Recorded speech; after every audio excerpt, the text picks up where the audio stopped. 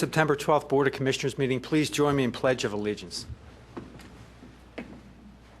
I pledge allegiance to the flag of the United States of America and to the republic for which it stands, one nation, under God, indivisible, with liberty and justice for all. First up, we have the approval of the minutes for the public meeting on August 22nd, 2011. Move they be approved. Second. Any commissioner comment?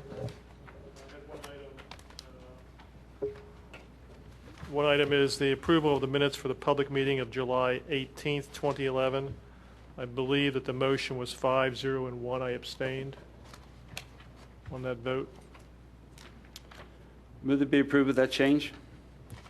Second. Any other comment? Any public comment? All those in favor say aye. Aye. Any opposed? Motion carries 7-0. The Board of Commissioners met just after the August 22nd meeting in executive session. All commissioners were present except for Commissioner Higgins. Matters of litigation, personnel, and real estate were discussed. And just prior to tonight's meeting, the Board of Commissioners also met in executive session at 5:30 p.m. All commissioners were present except Commissioner Schaefer and Fisher arrived at 6 p.m. Again, matters of litigation and personnel and real estate were discussed. I just want, before we get into public participation, I just want to take a minute and acknowledge all the effort by the Township administration and staff during Hurricane Irene. The hurricane somewhat spared us in terms of the damage that was created along the East Coast, but the staff, led by Bob Zinkowski, the Township manager, went above and beyond the call of duty. They carried on several meetings before the hurricane even arrived. They set up an emergency command center here in this room that included maps and multiple desks and phones. And from what I understand, there were a large number of incidents that had to be dealt with. There were over 80 trees that fell during the storm. So many of the public works crews had to work through the weekend. This was beyond the call of duty here. These are our crews coming in through almost the entire weekend to deal with these fallen trees. The police department, lots of extra duty there, endless calls with the police department, and of course the fire department was running calls the entire time. But this wasn't possible without the cooperation and effort of all staff, not just the police and fire members in the safety areas. This was all staff. So I want to thank Bob Zinkowski and all the directors for the hard work that you guys did. It's really exemplary, so thank you.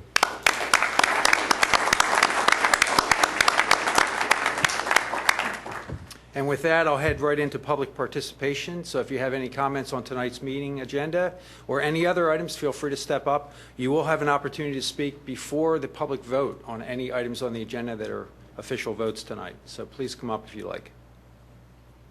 I see, okay, Diane. Diane, you're also coming up for the WBA? Yes. Double duty tonight. Yeah, you can go ahead with that topic. Okay. That'd be great. I'm Diane Jurley, president of the Wayne Business Association, and this is Alicia, owner of Finer Things in downtown Wayne, a boutique, beautiful boutique. And we were invited 3 weeks ago by the Radnor Township Police. The downtown businesses were invited to a presentation that they gave on the burglaries that were happening in the business district and how to better defend ourselves and our business property. It came out of that a group of us put our heads together and we proposed to the commissioners that while you're reviewing the budget for 2012 to maybe consider some foot patrol for the downtown Wayne district. We know in the past that was available.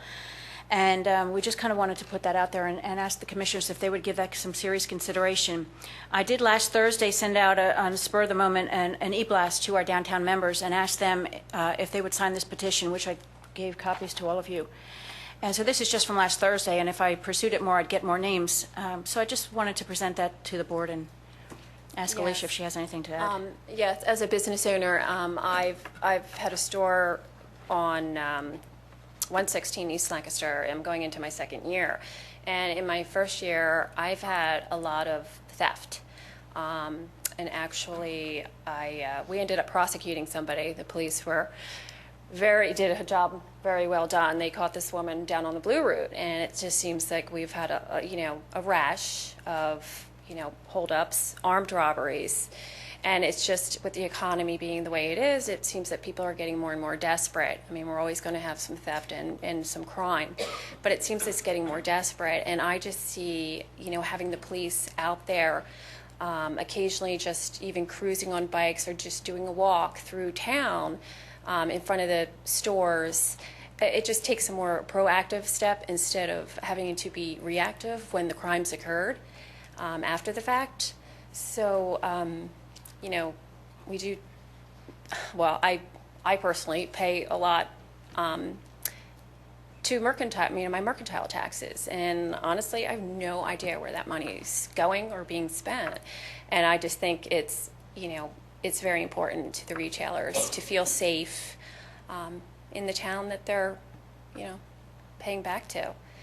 So All I right. think it's very important. We'll take that into consideration during the budget discussion. Thank you very much. Thank you very Appreciate much. it. Thank you. Thanks. Any further public comment?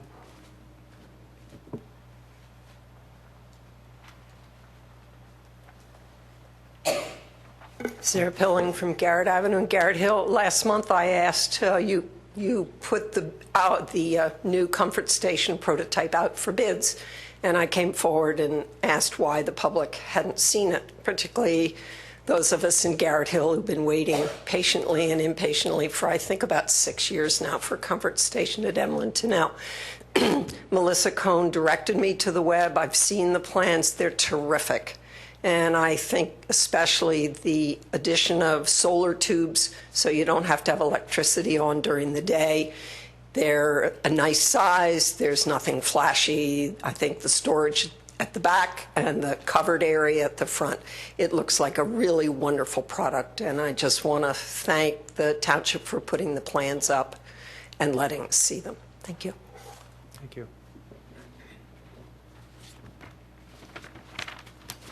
Okay, seeing no further public comment, we'll move on. We have Resolution 2011-108. This is a declaration of September as Undoing Racism Month. I'll ask Ann Minicozy to come up if she's here. Ann? Before I read the resolution, I just wanted to have you introduce the community breakfast that you're planning. Okay, very good. I'm Ann Minicozy, 129 Radnor Avenue, Villanova, and this is one of my newer endeavors, being involved with a number of people who have come together to form a steering committee to organize a community breakfast, which is very much similar to the township's Unity Breakfast, which was held from 2000 through 2008, which a lot of people really enjoyed coming to. The difference with this breakfast is that it's run entirely by volunteers, and you have to pay $10 to come to the breakfast. That's our budget, so that we're able to pay for the food and also squeeze out a small honorarium for our keynote speaker. The keynote speaker will be Reverend Mark Kelly Tyler, who is the pastor at the Mother Bethel AME Church in Philadelphia, and we're getting together to break bread, promote unity, and a growing spirit of friendship and understanding. There's still time to send in the reservation form so that you can come to the breakfast next Wednesday, September 21st. And I just wanted to come especially to thank you all for what you're about to say, Commissioner Fisher, and also just to let everybody know that we have an Undoing Racism Day event, once again, that people can come to. People missed it, and so a few of us are trying to put it back together, and it looks like it's going to be a good program and good company. And I also put a flyer at each of your desks there, and I know there's some RSVPs that have already been sent in, so I appreciate that, but if you all could come, as well as the township staff is all invited, that would be great. And I want to thank you personally for really getting this back in play. For many years, this was a key point for the township, and certainly over the years we've enjoyed doing this, and I appreciate you pulling it. I know you can't take all the credit, and I've watched the emails, but you have been very much involved in making sure that this got got in place again, so I appreciate it. Thank No, you. thank you. It sort of took on a momentum of its own, as you know, from Yeah. you're on the steering committee as well, and just, building this up with all volunteers doing this. So it's a little bit different. We've reached out a little bit more broadly than the township was able to, and so that's a new, exciting part to this breakfast. So we'll see how it goes this year, and, if we're able to do it next year. But one thing at a time, we'll just go for it this year. So, thank you. Thank you. And with that, I'll read Resolution 2011-108. This is a resolution of Radnor Township, Delaware County, Pennsylvania, declaring the month of September as Undoing Racism Month. Whereas the Radnor Township Board of Commissioners, the board, is committed to promoting racial equality and justice as a fundamental aspect of a healthy community, and whereas the National League of Cities has urged local officials across the country to join together in a national campaign to promote racial equality and justice, and whereas we, the Board of Commissioners, hereby declare racism unjust and advocate equal rights for all, and whereas by act of the United States Congress dated July 2nd, 1964, the Civil Rights Act of 1964 was adopted, banning discrimination because of a person's color, race, national origin, religion, and sex, and whereas the board desires to continue its commitment to ensuring racial equality and justice as to encouraging all community members to participate in programs designed to further these goals. Now therefore be it proclaimed that the Radnor Township Board of Commissioners declares the month of September 2011 as Undoing Racism Month in Radnor Township. The board reaffirms its commitment to ensuring racial equality and justice throughout the Radnor and mainline community, and the board hereby announces its sponsorship, along with the Community Awareness Committee of Radnor Township, the community breakfast on Wednesday, September 21st, 2011, from 7:30 a.m. until 9 a.m., the Villanova University Connolly Center, and encourages all community leaders to participate in this and other activities in support of racial equality and justice for all. Resolved the 12th day of September 2011. I move to adopt Resolution 2011-108. Second. It's moved and seconded. Commissioner comment? Yeah, the English in item 3, you need to insert the word "of" in front of the community breakfast. Okay. You I should be appreciate really embarrassed that an engineer found that. it. Thanks, John. So changed. Any public comment? All those in favor say aye. Aye. Aye. Any opposed? Motion carries 7-0. Thank you again. The item number 6 is the announcement of the Fall Festival. I'll have Diane Giorli come up again and announce the Fall Festival, which will be on September 18th. Diane Giorli, President of the Wayne Business Association, and I have with me Dr. Todd Zorinsky, who is chairman of the Radnor Fall Festival this year again for the, fourth year? Fifth year, okay. Yeah. Well, I want to first of all thank, I'm Todd Zorinsky, Westside Wellness Chiropractic Center in Wayne. I want to thank the township again. Every year they've been a great help in securing the street closure and providing the police and trash cleanup. We really appreciate that. We couldn't do it without you guys. Looks to be another fantastic year. We have over 60 local businesses participating this year as vendors, rides for the kids, 7 or 8 different restaurants, and face painting and fun, and of course the yearly dog show. And it looks like it's going to be about 70 degrees and sunny. And for the first time, we will have a dunk tank. So volunteers are needed. Anyone that wants to be a part of it. We're looking forward to a great event. And as I always, was in the dunk tank at the 4th of July parade in Garrett Hill. Maybe I'll do it again. It was a lot of yes, fun. please, Yeah. please. And as always, the event is free for attendance. Just a $5 bracelet gets the children unlimited rides and face painting and all that fun stuff. That's it. Thank you. Did you announce the date and time and Oh, I'm sorry. all the Yes, we details? should say that. September 18th, which is this Sunday, 1 to 5 is the event. On North Wayne Avenue. Right on North Wayne Avenue. All right. Thank you. Thank you. Item 7 is off the agenda. The Saturday Club of Wayne will be coming back on September 26th for that certificate.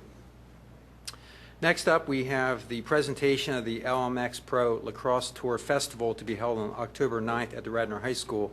I'll ask Georgia Ritz to come up. Thank you.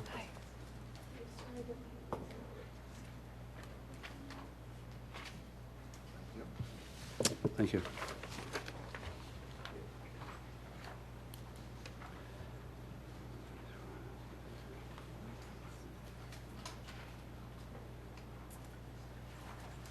Good evening. My name is Georgia Ritz. I'm the local event coordinator for LXM Pro. For those of you who are perhaps unfamiliar with LXM Pro, it's a small sports entertainment startup based out of Los Angeles, California.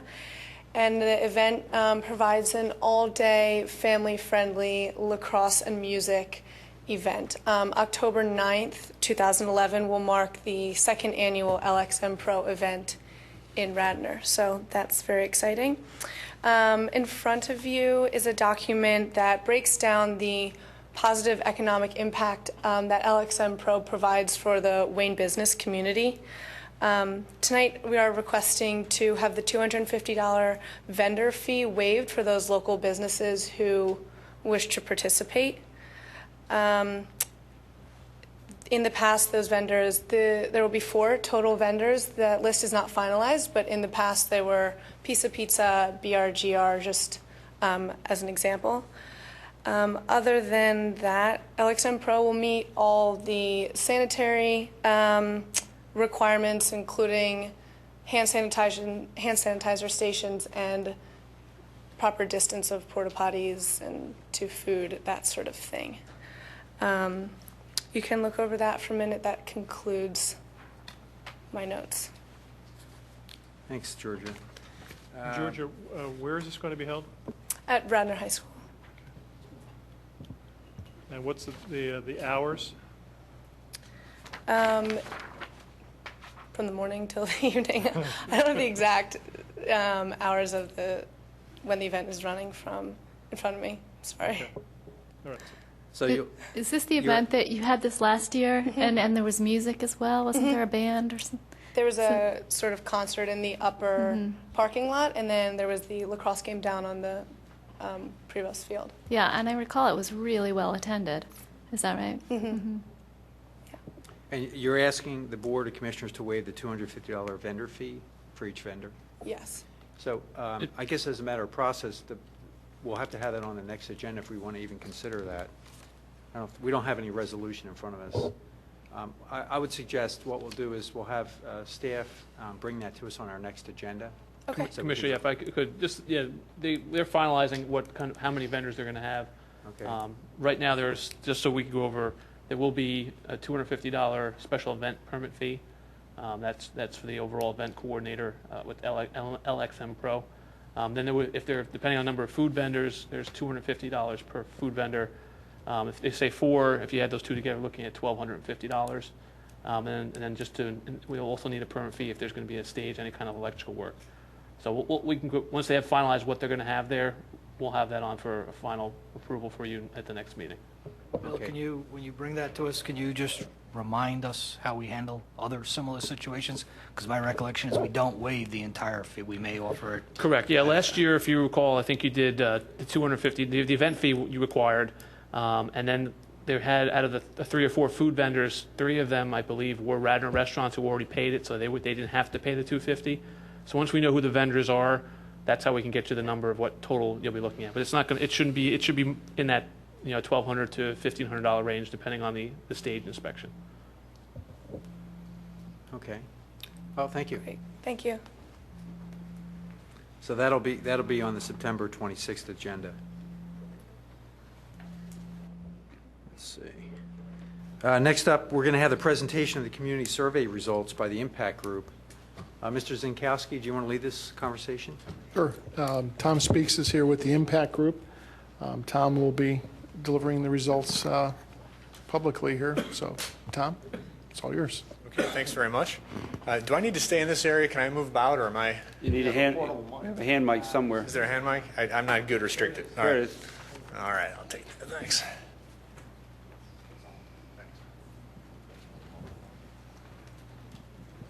Good evening, everybody.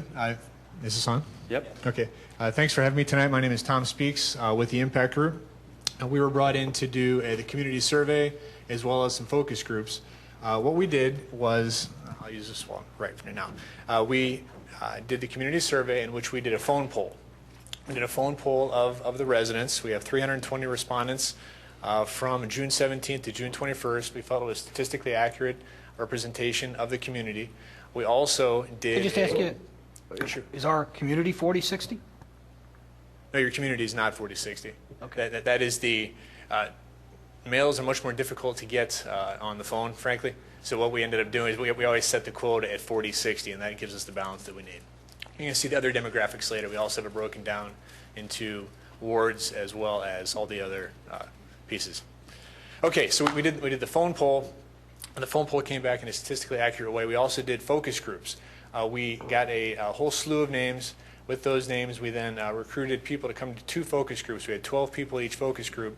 The idea is kind of a 1-2 punch. You do the qualitative research, the focus group. You ask really in-depth questions. Why do you believe this? What is your perception? How come? How did you reach that? And then you also then have the phone poll, in which it's a little more surface level, but you have a statistically accurate base to ask the questions. So what we do is we have both of these pieces of information we're going to provide tonight, and you'll kind of see where we're going. What I did is I simply tucked in the focus group responses with the phone poll to kind of give it some flavor.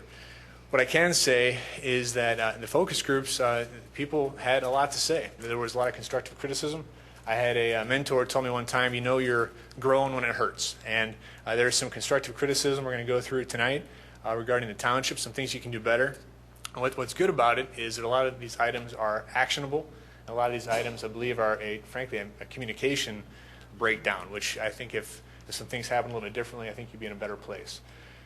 Any questions regarding methodology before I just hop into results, because there's quite a bit of data to get through. I just want to be clear. You're going to show us the survey results and the focus group feedback separately, correct? No. What I'm going to do is, as I But go... you're going to show it on the same slide, but separately.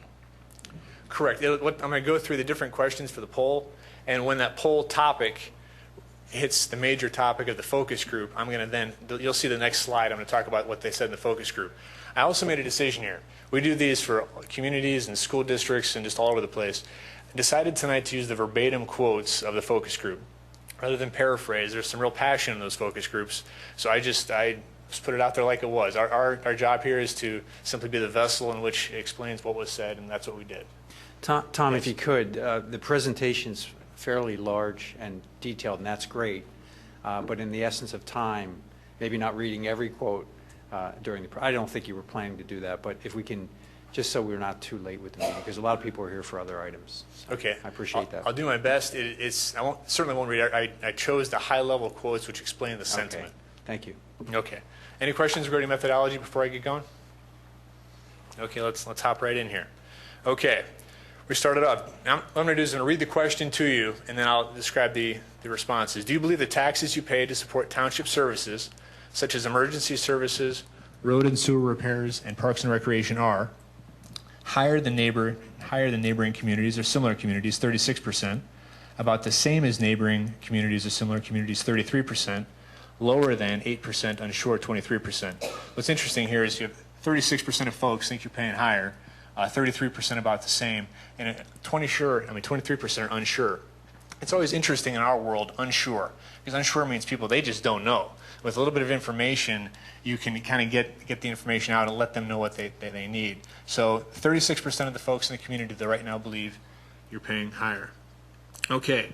Do you believe that the services provided to the residents of Radnor Township are a good value for taxes paid, 48%, an okay value for taxes paid, 36%, a poor value, 13%. We do these surveys quite a bit. That's a testament to the services that you're providing right here, that the 48% feel they're a good value. If you remember, 36% believe you're paying higher, and now 48% believe it's a good value. So even though you're paying higher, a lot of people do feel it's a good value.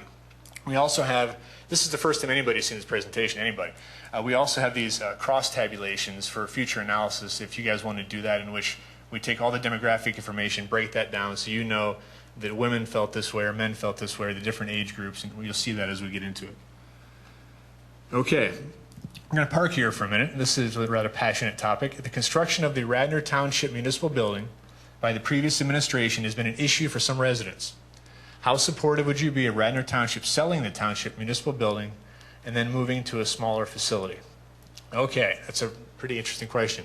What you have here is 25% of people, frankly, be very supportive of selling under that circumstance, 20% somewhat supportive of selling.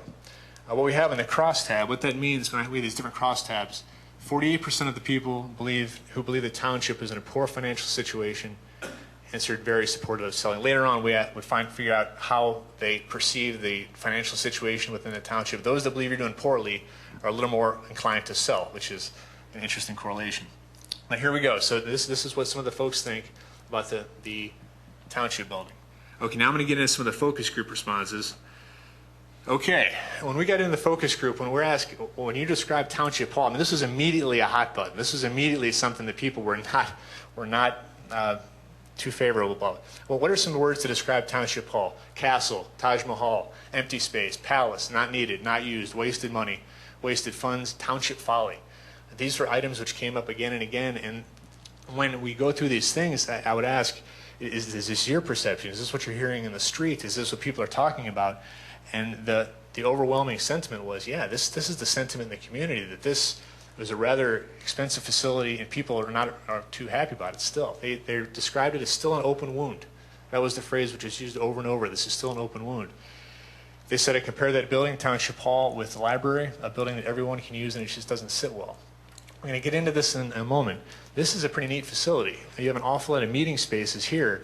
It seems as though the community, at least the perception amongst the focus groups, the community doesn't know, to a large part, that they can use this facility.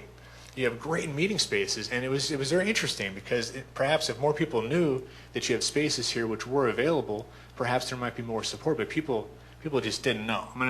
Okay, as a communication guy, these heavy slides are against everything I'm about, but I had to do it for the purpose of the presentation. Okay, these also are a bit lengthy and sort of a run-on because I wanted to be the precise description. Okay, at the same time, this is one of the respondents. At the same time we were building the middle school, and that was hotly contested by the whole community. I mean, for months and years and years. And then suddenly at the same time, the building of the township building. So it wasn't like the commissioners of the township didn't know that building a building, especially a municipal building in this community, wasn't an issue. I felt personally affronted by the whole process of no process. All of a sudden, the old one just disappeared, gone. And then I'm like, what the hell happened to it? So was the process. Blame it on the old township manager, but some of the same commissioners are still on board that hired him. There's a whole ball of mistrust in my heart. This was an issue. I mean, trust came up time and time again, and if indeed trust is something we're trying to build and trying to build a bridge, this is an issue which we need to hit it head on. Okay. Hit a couple of these others. This is another direct quote. I'm in that building almost every other day. Maybe I volunteer too much, but it's a great meeting space, and the library does not have the space to offer. I've been in all the rooms, I think, and it's a very easily centrally located space for all things. There are places for us to go and have committee meetings. Then, it's a general feeling that the building is not open and available for community use. This has not been communicated. Many think it's just for township meetings and official township business. That came up again and again. Once again, people, they just don't know. This is a neat facility. You need to let that information out. Okay, so that, I really want to stress that in both focus groups, that popped up pretty big.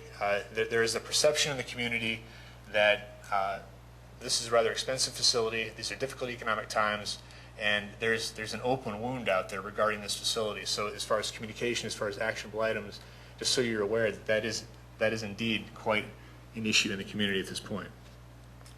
Okay, this is another hotbed issue, which we're going to stay here a little bit. Okay, overall, how much do you trust the current Radnor Township commissioners? Regarding the commissioners, which you say that you have a high level of trust, 13%, moderate level of trust, 36%, neutral, 29%, they just don't know. Moderate level of distrust, 17%, high level of distrust, 1%.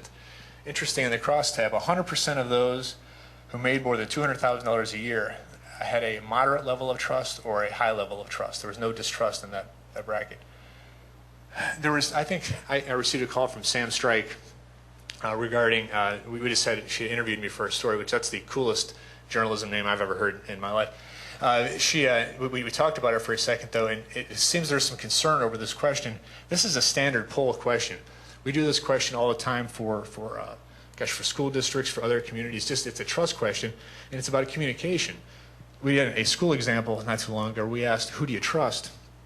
Elementary school parents trusted teachers, so we used teachers to communicate. High school parents trusted principals. So the idea is, who do you trust the most so they can provide the information? That's the intent of this question. Okay, well, let's get into some of these responses. And once again, trust was a big issue in the focus groups, and this was kind of a tough one. Okay, bear with me here. We might be a part of this. What might be a part of this focus group is that the administration and commissioners are reaching out to try to figure out what the real problems are, so they can focus on it. If they decide that they only need 50% of the space for that building, well, okay, let's figure out a plan and let's get it done and do it in a good fiscal way.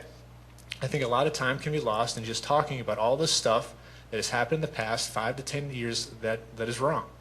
We need to refocus ourselves on what the right issues are and correct the problems that have happened and let them in a quicker fashion gain back the trust that the people in Radnor Township want to give them, but maybe can't step forward and give them yet. Once again, I felt it was very important. You heard straight from the focus group attendees what they had to say. Okay, a couple here. I just think that they should be trusted. There is just too much negativity around everything. They have not done anything, in my opinion, to not be trusted. It is just that there's a lot of bad history, and I trust them a lot. Another individual.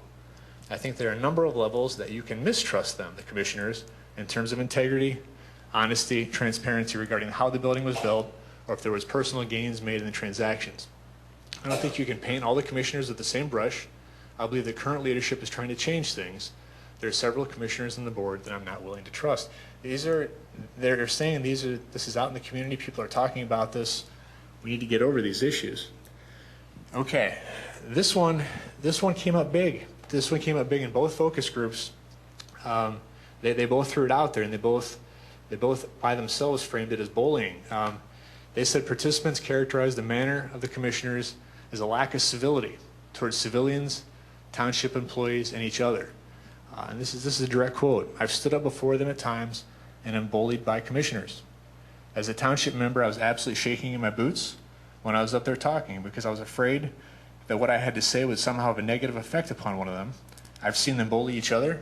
Each one of them has put an enormous amount of time, and I know it must be frustrating that they want to get home. But it's very disturbing to me to see adults act like that. If you would not want your kids to watch it sometimes the way they attack each other like that. This was an issue which came up again and again, and it was important for you all to hear what they had to say. On that same theme, I can't stress it enough. This is something they kept hitting. If you are saying something a commissioner does not want to hear, anyone that has been to those meetings knows you're interrupted, contradicted, and I don't think you can characterize it as anything but bullying. And then, there were some folks that have some positive things to say as well. From my own experience, my own commissioner has been receptive to my personal issues, neighborhood or traffic issues, even if we disagreed. I can only speak to what I know about my commissioner, who's available by email almost 24/7. There's a trust issue right now. You're going to see that with some of the other poll questions, but that one issue we just spoke about was something that was brought up again and again, and it's a communication block, which some of the, I think, community members are having a hard time relating to you all about. Okay, overall, how much do you trust the current Radnor Township administration, including the township manager, regarding the administration? Would you say that you have a high level of trust, 9%, moderate level of trust, 41%, neutral, 34%, moderate level of distrust, 7%? Okay, so I mean, you have the high level and then the moderate, 41%. We still have 34% that aren't quite aware. In the focus groups, pretty much everybody to a person was aware that there was a new township manager and that there was a new CFO. People were aware that there was the new administration. So there's a moderate level of trust there. Okay, let's get into some of the comments on the administration. His the township manager, her focal point is on money. I understand that because that is why we brought him in. So money becomes the key point, not the flavor and tone of the community. Board members know the flavor and tone of our community, what we are about, what Radnor is about, and whenever money comes into the situation, from the township manager's perspective, which is why we brought him in, and I understand that, but it's always money. Money is it. It's not the flavor of the community. It's not the taste. That's what the board members know. He's a township manager from Ohio, and he does not have a grounding in our community, which makes our community what it is. There was a lot of support for the commissioners is really having an idea of what the community is about, the flavor, that kind of thing, and there are some comments on that regard. Okay, this is just some challenges facing the administration right now. We unfortunately in the past had issues with questions of allocations of bonuses by the township manager, and we also had a question over allocation of money to our township building, which was an incredible amount of money, and possibly this is on the back of the current administrators that must pay off that debt. There's just a real profound understanding amongst the focus group members that there's just this past specter out there that's hanging over you all, and there needs to be a real effort to bridge that.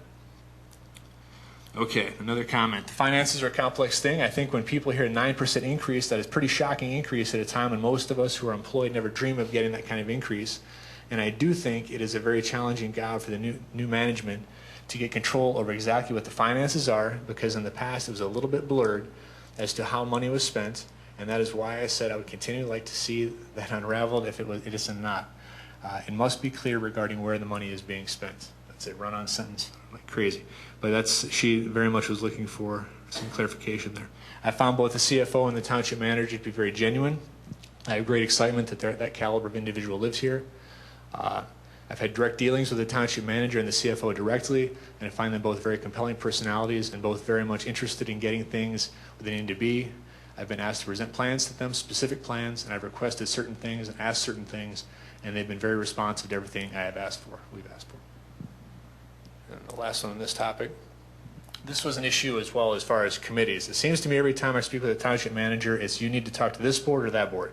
And to me, it's looking like they're collecting money every time I have to go in front of this other board. It becomes about money, but it's also I don't get a direct answer from the board, I don't get a direct answer from the manager, and it doesn't seem like anybody is able to give this answer. In the meantime, we get nothing out of it. There was some concern amongst some of the business folks that there's the bureaucratic shuffle going back and forth to the boards. That was a sentiment which was brought up as well. Something on the focus groups, there was the sentiment, there's an awful lot of tough stuff here. There was a sentiment as well that Radnor is a very special place, and there was sincerity in the board and the focus groups of people. They feel like you have a gem in a community, and they want it to be they want it to remain a gem, and they want to preserve that excellent community. So that's where they were coming from. Okay, who do you trust most to provide information regarding Radnor Township financial information? This is interesting. What we've got is 6% township commissioners, 16% township finance director, 3% township manager, 57% independent citizen financial oversight committee. This is something we've done in other communities as well with school districts where they've had some trouble, and it's a tool which other communities have used, in which they have an independent citizen financial oversight committee in whatever form. That committee then takes an independent look at the books and then certifies whatever. It's a way to build some trust. But right now, you're going to see in another question a little bit later on, this is statistically verified again. They're very interested in this concept. Interestingly, 78% of those who've lived in Radnor 15 to 20 years and 76% age 55 to 64 believe that an independent citizen financial oversight committee would be a good idea. This is a tool that other communities, other school districts use. I believe there's something in formation right now, or you're building that this is something that may do well.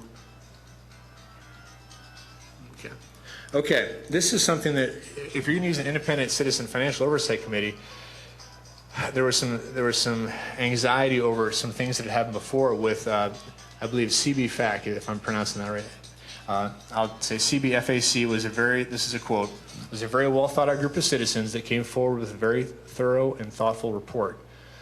More a thoughtful report than anything I've seen out of the township trustees, and it was largely, not even largely, it was dismissed. And that all goes back to the trust issue. Okay, you can pick on the building, you can pick on a lot of things, but that report came out after the township manager was gone. It was a new environment, and if they wanted to be transparent, if they wanted to be trusted, use that report and say in a transparent and effective way, here is why we are going to do this, and here is why we can't. The Independent Citizen Financial Committee is a good idea. It's a way in which you can indeed build some trust and move on to the next level. There is a lot of concern in both focus groups over past concern over this other financial group which was used. Was the information, was it taken? Was it used? Did you really hear them out? If you intend to go forward with another financial committee, I think you need to address this issue to make sure that these folks, they know that they were heard and they know that their opinions were valued. There was an awful lot of thought here, that awful lot of time, effort, and sweat equity went in to producing the findings that they had, and there was some concern that they weren't given due diligence, frankly. Okay, but the Independent Citizen Financial Committee came out pretty big. Okay, where do you receive most of your information about Radnor Township? Please select all that apply. I think a couple information questions here. Township website was big. The newspaper was where they get most of the information, 39%. Word of mouth, 34%. These don't add up to 100% as you can select more than one. Next one. How would you like to receive your information about the Radnor Township? Please select all that apply. The Township newsletter popped at 41%, emails 25%. Generally, the males like the emails, the females like the newsletter. I'm not sure why that is, but that's how it broke out. The website stayed pretty steady at 21%. What was really fascinating here, we're going to get into in a minute, is people, they want to be communicated to. And this next quote, I think, is fascinating in that I imagine that you all are going to think that it's kind of, you know, both sides of the pole when you see this. And I'll let it explain it. Okay. I had a commissioner make the comment that if you have an opinion, you should really come to a township meeting. You should let us know. I do not know anybody ages 25 to 45 that has time to attend those meetings. It is an absolutely ineffective way to communicate, period. And if there are parts of the government throughout the country that recognize there are different ways to communicate. But I find it ridiculous that comments are made that if you want to be heard, you need to come to a meeting. What's fascinating about this is, as commissioners, it's an entirely realistic thing for you to say, come to a meeting. But on the other side, it's an entirely realistic thing for a 25 to 45-year-old to say, there's just no way. Myself, I've got a 6-year-old and a 2-year-old, and we have violin and soccer practice and Bible studies, and there's no time to come to these meetings. And that's what they're saying. There's some very, very sharp folks in these focus groups who they really want to have some information. What they were talking about is the push and the pull. That it's people, you can have the expectation that people are going to come to a website, they're going to come to a meeting, but it's also your obligation to get information to them more than ever, especially this 25 to 45-year-old age group. They really believe it's your responsibility to get that information out to them in a soundbite, quick way, so they have the ability to get more information if they want it. That was pretty clearly stated, but that is a classic communication gap. Okay, I know the state has different standards regarding availability and access of information. I want us to exceed that. I want government to really be open and available to people that are interested in following different issues because tax dollars are paying for them. And as nice as number 14 was, every focus group person had a number. When she says she appreciates how hard these elected officials are working for us, they have chosen this. This is not something they were forced into. This is something they wanted to be a leader on. They should be responsible to taxpayers and residents for their actions. There was really a lot of passion in the group as far as they want to have communication. They want to be aware of some of these things, especially regarding some of the finances we're going to get into in a moment. Okay, bear with me here. We're getting through this. How aware are you that the Radnor Township Administration, including the Township Manager, Township Finance Director, Public Works Director, Township Superintendent, and Police are newly appointed? Very aware, 36%, somewhat aware, 30%, not aware, 31%. Crosstabs, 13% who've lived in the township 6 to 10 years answered very aware. 53% of those who've lived there more than 20, so people that are a little more in tune. In the focus groups, once again, everyone was really aware that there's a new administration mostly in the area. Okay, due to the past financial issues with past township administrators, trust was shaken in township government. As there's a new administration, which of the following would be most helpful, would most help you regain trust in the local Radnor Township government? Once again, here we go. An independent citizen financial oversight committee, 51%. That's a concept that people were embracing. And then the next one that came in was quarterly financial statements submitted to the township residents. This was interesting. And the focus groups, people really, they were craving financial information. There was a lot of folks that were quite nice, they were quite engaged. When asked, how are things going financially in the community, their honest response was, I have no idea. I really don't know, and I'd like to know. And they proposed independently in both groups really 2 levels of communication. One, kind of a high-level dashboard. You know, how are we doing? What are some key measurables which we can present, which shows how we're doing and how the citizens can keep track of how we're doing? And then also an in-depth financial information on a quarterly basis or on a regular basis, in which a citizen that wanted could access this information and could feel educated as to the finances of the township. This was something that they were really passionate about. This, once again, the 2 levels of communication, the high-level dashboard, in-depth financial information. And as far as this communication gap, just being able to explain to folks that the in-depth information is available they seem to think that that would be quite helpful in the trust issue. Okay. How supportive are you of the continued use of public dollars to purchase and preserve open space within Radnor Township? Here we've got 42% are very supportive, 24% are somewhat supportive, and 18% are very unsupportive. We have 65% of those who have lived in Radnor Township 6 to 10 years answered very supportive. Now, of all the questions in the focus group, this was the most passionate. There's no question about it. This one got some hearts racing. We'll talk about some quotes here in a minute. But this was quite passionate. But just on the actual poll, we have 42%. Okay, here is a passionate quote. I asked the question the same way in the focus group, and this response was, I find the question incredulous. The notion that some people say we should buy open space, well, of course people would say yes. Tell them we've raised taxes by so much and that we are still running a deficit. Now should we buy open space? Tell them that we are talking about buying the open space all in one ward and they'll only serve that ward. Tell them that a lot of the open space we now have we can't maintain because we can't afford it. And regarding the Willows, we run into a deficit. Now ask people if they want to buy the open space. Tell people that we in Radnor have roughly 3 times already the national standard for open space. Tell people there is no definition for open space. I'm incredulous that these guys will be coming to us. We are talking about the building, we are talking about the deficit. What planet are they on? This was a sentiment which was said once again quite a bit in the focus groups. And we're going to talk in a minute about why that is. There was the perception that, let's see the list. Okay. There was the perception in the focus groups, a list of open space that the township presently has. There's the perception, and what we're doing is we're measuring perceptions, that the township doesn't yet have a firm grasp on what you own. And the question everyone kept asking is, how can we contemplate buying more if we don't know what we have? And if we don't know what we have, how can we be assured that we're getting the maximum return on those investments? So there was concern, once again, both focus groups independently said that we would love to see a list. Please make it public. Please let us be a part of that. They very much want to be aware of that list. And this was the quote which supported that. I think we need to have a list of all the assets, everything they do own. Look at that list. Say, okay, these are potential revenue producers. This is what we can do to improve these properties to produce a revenue number 9 is talking about, and assess all the things that just might be completely overlooked right now. Could be the sources of revenue, and for those properties, whatever it is they do own, and it has a chance of doing that, earning revenue, and our dogs find a way to sell them off and reinvest in something else that may be. Once again, it's the list. There would be a lot of comfort if they had this list before there's discussion over more open space, over do we have that list. Okay, and this is another quote regarding the rather passionate topic. Given that financial crisis to hit the whole country and this municipality particularly hard, nobody wants to hear you're spending tax money for this. Not at this time. Maybe in 5 years when the economy comes back and revenue goes back up, and we start paying off debt, then we are in a different situation. So I think the question is, how can we protect that land given our financial situation? That was the overriding sentiment in those focus groups.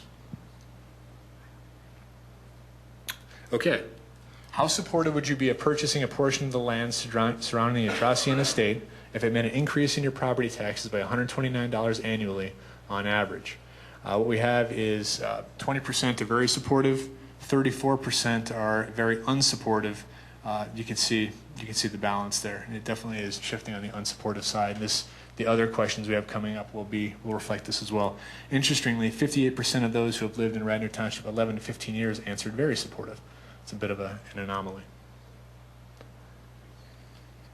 Okay, what is your perception of the overall financial situation of Radnor Township?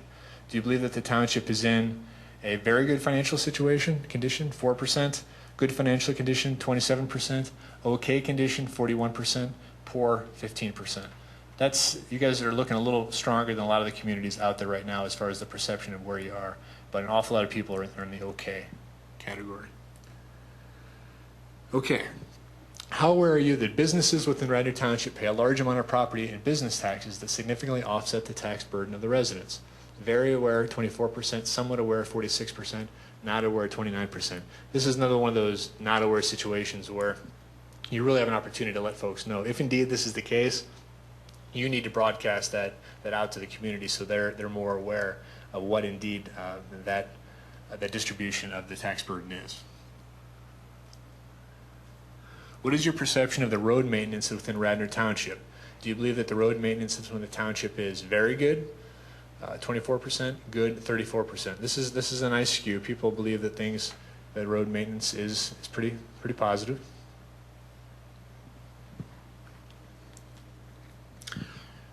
This is an important question. Were you aware that many of the main roads within Radnor Township, including King of Prussia Road, somebody pronounce that? Thank you. And Radnor Crescent Road are state routes that the township has no authority to repair? Yes, 54%. No, 45%. So you get 45% of your residents out there, they're driving over a pothole, wondering themselves, why isn't the township moving on that? They just don't know. That's another neat opportunity as far as messaging, to get out a message. What do you have responsibility for? What don't you have responsibility for? And to educate the population. How aware were you that most of the sanitary sewer infrastructure within Radnor Township is 75 to 100 years old and may be in need of major repair? We're very aware, 24%, somewhat aware, 32%, not aware, 41%. That should be a big blinking red light. I mean, if indeed this infrastructure is what this question is saying, and if you have 41% of people, they genuinely are not aware, they're saying they're not aware at all, boy, we're going to have to get out there and to make them aware. We were working with the school district a while back. Their schools were in need of repair and overcrowded. We did a poll. Everyone thought the schools were great and they were just fine. There was like a 2-year campaign that went through saying schools are overcrowded, need of repair, to just put out the information that it's indeed, this is what it was. And then when the time actually came to do the improvements, people were aware of it and it was helpful. But people out there right now, they just don't know. Okay, before I get into this next quote, as we got into these plans, and another major theme which came out in the focus groups was the perception, once again, perception of a lack of a clear plan for the township. As far as where's the community going, how is it getting there? I'll read this quote and we'll go from there. So, without some plan, some idea where we are going, where we are today, versus where we are going in 1 year, 2 years, open space goes in there. I don't know where the sewers are. I don't know where the waste and rainwater goes. I mean, we have huge issues, internal structural issues that are not addressed. But until we as a community talk about the entire picture, and then we put where we are today versus where we're going and the costs associated with it, all these conversations continue to bring us where we are today, fighting amongst ourselves. How can we be against open space? But at what cost and at what priority does this fall in? And how does that priority compare this and that and this? And I do not see any dialogue at the leadership level. There was the perception, once again, the word is perception, but there's the perception that there is not this guiding plan for the community, and the dialogue was, why not? There was a bit of discussion. Somebody said that there is a comprehensive plan. The problem is that every time someone tries to refer back to it, nobody trusts it because it was done by some of the previous administration. So we either need to rely on the comprehensive plan or write a new one in conjunction with where the finances are. So there's this, once again, in both focus groups, there is this sentiment, this thought that, there needs to be this comprehensive plan to move the community forward. Okay. These are some basic questions. Have you ever been in the new Radnor Township Municipal Building? 48% have said yes. Awful lot of anxiety for the folks. I mean, the 48% have said yes, but those 51% that have said no, I'll bet they've heard about the municipal building somewhere, and we need to shape their thoughts. Okay. Were you aware that Radnor Township? Okay. Were you aware that Radnor Township is providing approximately $740,000 out of its general fund, which represents approximately 3% of the general fund expenses and funding to the library in fiscal year 2011. So this question, about 30% said, yeah, we're aware of that. 67% are no, 3% unsure. Let's go to the next one. So essentially, now that they know this, Radnor Township is providing approximately $740,000 out of its general fund in funding to the library in fiscal year 2011. How supportive are you of the township providing the library with over $740,000, 3% of expenses, and funding for fiscal year 2011? And 50% very supportive, 25% somewhat supportive. In the focus groups, people love that library. They couldn't have said more about it. They really enjoyed it. They feel it's a real gem in the community. There was just a lot of enthusiasm, a lot of support. People, they were real excited about the library. They're excited about. When they talked about the flavor of the community, a lot of things came in, and they talked about the flavor of the library as one of the pieces which came up. Interestingly, in the very first focus group, we got into discussion a little bit, just pure speculation, the way these discussions go. What would happen if the municipal building swapped with the library? I mean, physically swapped locations. How would they take that? And there was some real interest in the crowd. They of course said they had no idea if this building here logistically could work for a library, but they were interested in the concept, and there was an enthusiastic discussion about that possibility. Okay, were you aware that Radnor Township is providing over $12,000 in funding to the Wayne Arts Center in fiscal year 2011? 20% essentially saying yes, 77% saying no. Radnor Township is providing over $12,000 to the Wayne Arts Center in fiscal year 2011. How supportive are you of the township providing the Wayne Arts Center with $12,000? 28% very supportive, 32% somewhat supportive. Not quite as high as the library, but that's definitely showing supportive in this tough time. And we're rounding the fourth corner, everybody, so hang with me here, I promise. Okay. Were you aware that Radnor Township is providing several agencies with over $130,000 for senior citizen services in fiscal year 2011? 24% yes, 73% no. Very supportive for the seniors here. Radnor Township is providing several agencies with over $130,000 for senior services.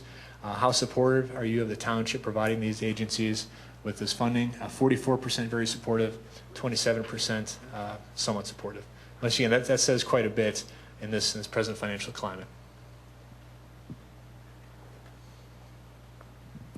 Okay, how supportive are you of Radnor Township using tax dollars to maintain and operate vintage local mansions, such as the Willows and Kreuzberg, that are currently owned by the township?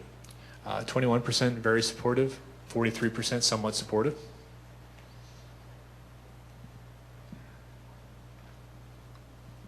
How supportive are you of Radnor Township partnering with private entities to maintain and operate the vintage mansions that are currently owned by the township? 27% supportive, 37% somewhat supportive. Sort of in the same ballpark. Interesting, once again, in this financial time, how supportive are you of Radnor Township selling local vintage mansions, such as the Willows and Kreuzberg, that are currently owned by the township? You can see it totally swings the other way. The 31% are very unsupportive, 21% are somewhat unsupportive. People do not seem interested in that concept. Okay, how supportive would you be of paying additional taxes to operate and maintain vintage mansions, such as the above, that are currently owned by the township? Somewhat supportive, 26%, but shifting to the other side, 38% very unsupportive.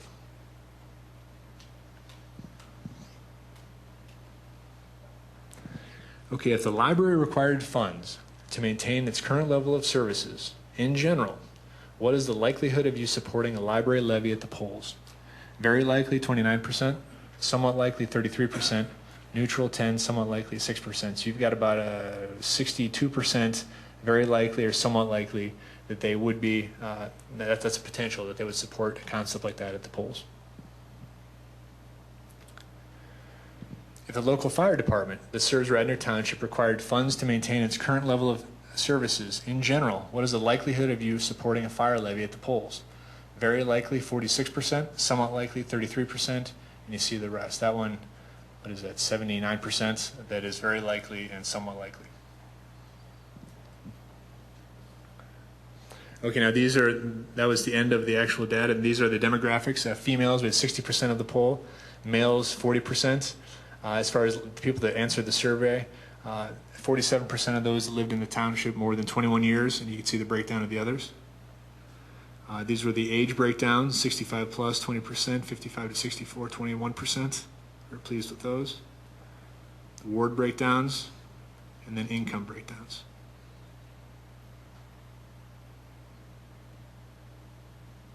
And what we had then, as far as some of the other focus group, very quickly, I'll just give you some themes.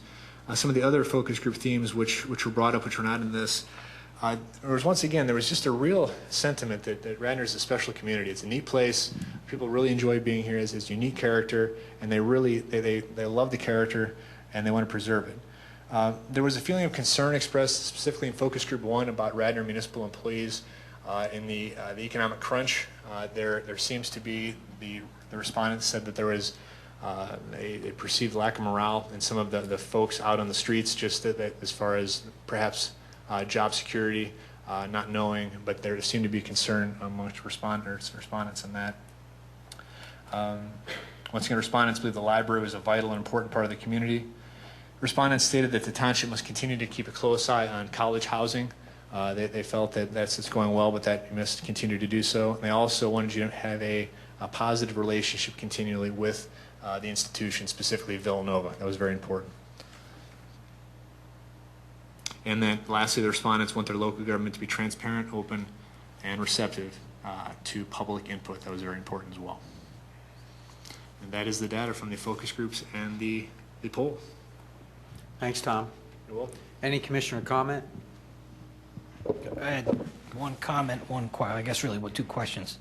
There was no scientific rigor behind the focus groups, right? They were basically whoever felt like was showing up. There wasn't any kind of randomization, so it's possible that the focus groups information is biased. I know it was kind of across the board, but it wasn't random, it wasn't statistically significant like the survey, correct?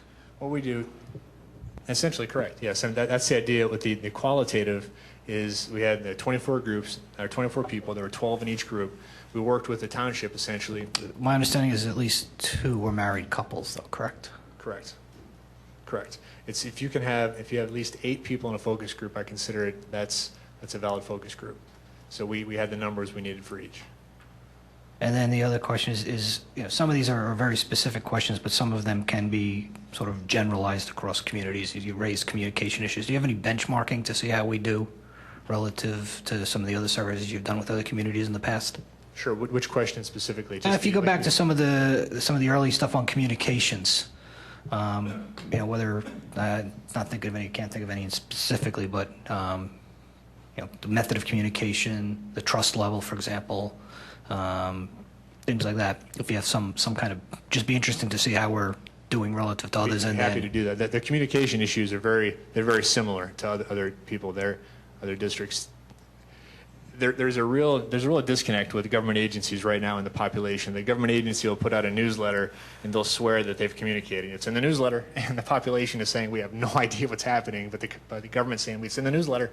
That is definitely something that's happening right now all over, especially once again with that 25 to 45-year-old group. There's an expectation that the information is going to be available and it's going to be provided, and it's something that people that are passionate about with the way information is right now. And if they're viewing that, whether right or wrong, that there's a disconnect as a lack of accessibility to government if they don't have that access.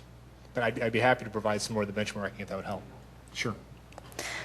Well, I would just like to say, wow, that is a lot of really good information. Thank you. That will be really helpful to us. I want to thank Bob for pulling this together and making it happen before this budgeting season. The information in this survey will help us in making the decisions we need to make. We have limited resources. We have to decide how to spend them. What I heard, this is the first time we've heard this as well, and at first glance, everything you've said tonight really rings true. It reflects what I hear from my constituents all the time. So I feel pretty confident about what we've learned tonight. I know at our last meeting we had some concern about this survey and it being used as a political tool. And I'm the first one to say a little bit of healthy skepticism and cynicism is a good thing. It's very healthy for a community. In this case, I feel like it's misplaced. The whole point of this survey, in my view, and hopefully my colleagues' view, is to help us make decisions, good decisions going into our budgeting process. These are important decisions we're making that are going to bind many people in the future. And a perfect example is tonight, a little bit later on, we're going to hear some of the updates from the CBFAC recommendations, the Financial Committee. And when we're trying to decide which one of those to go forward with, which ones to put on the back burner, this is the kind of information that we need. Those recommendations come to us with a financial analysis. That's what we asked that group to do. That's what they gave us. It's a fabulous work product. But our decisions are not solely based on financial analysis. They're based on a whole host of factors, a whole host of different things going on in this community. And having this kind of data on those other things and those opinions is just immeasurably helpful to us, and will be when we make those decisions going forward. So I really appreciate it, and I appreciate the timing as well. I think it couldn't be better timed. Thanks. I can say doing these quite a bit that this tracks, so Mr. Higgins, this tracks very similar with school districts, other communities we've done as far as these are the questions you ask. I mean, when you're communicating, who is communicating? That's important. I use the example of is it the teachers, is it the principals? Who's given the message? Next question is, what's the message? I mean, what do people need to hear to make them clearly understand it? And then how do they get the message? There are three important pieces. If any of those pieces aren't quite figured out, then the population is just not understanding what you're doing. So the entire intent of the survey was to figure out what are those three pieces so we can clearly communicate so that citizens know what's happening so they can make intelligent decisions. It was really well said by one of your quotes was about, we need to, using this focus group to focus on the real issues. What are the issues we need to deal with? And I couldn't have said it better. I mean, that's really, to me, what this is all about. And this is great information, so thanks. Will we be getting a copy of this in writing? Yes.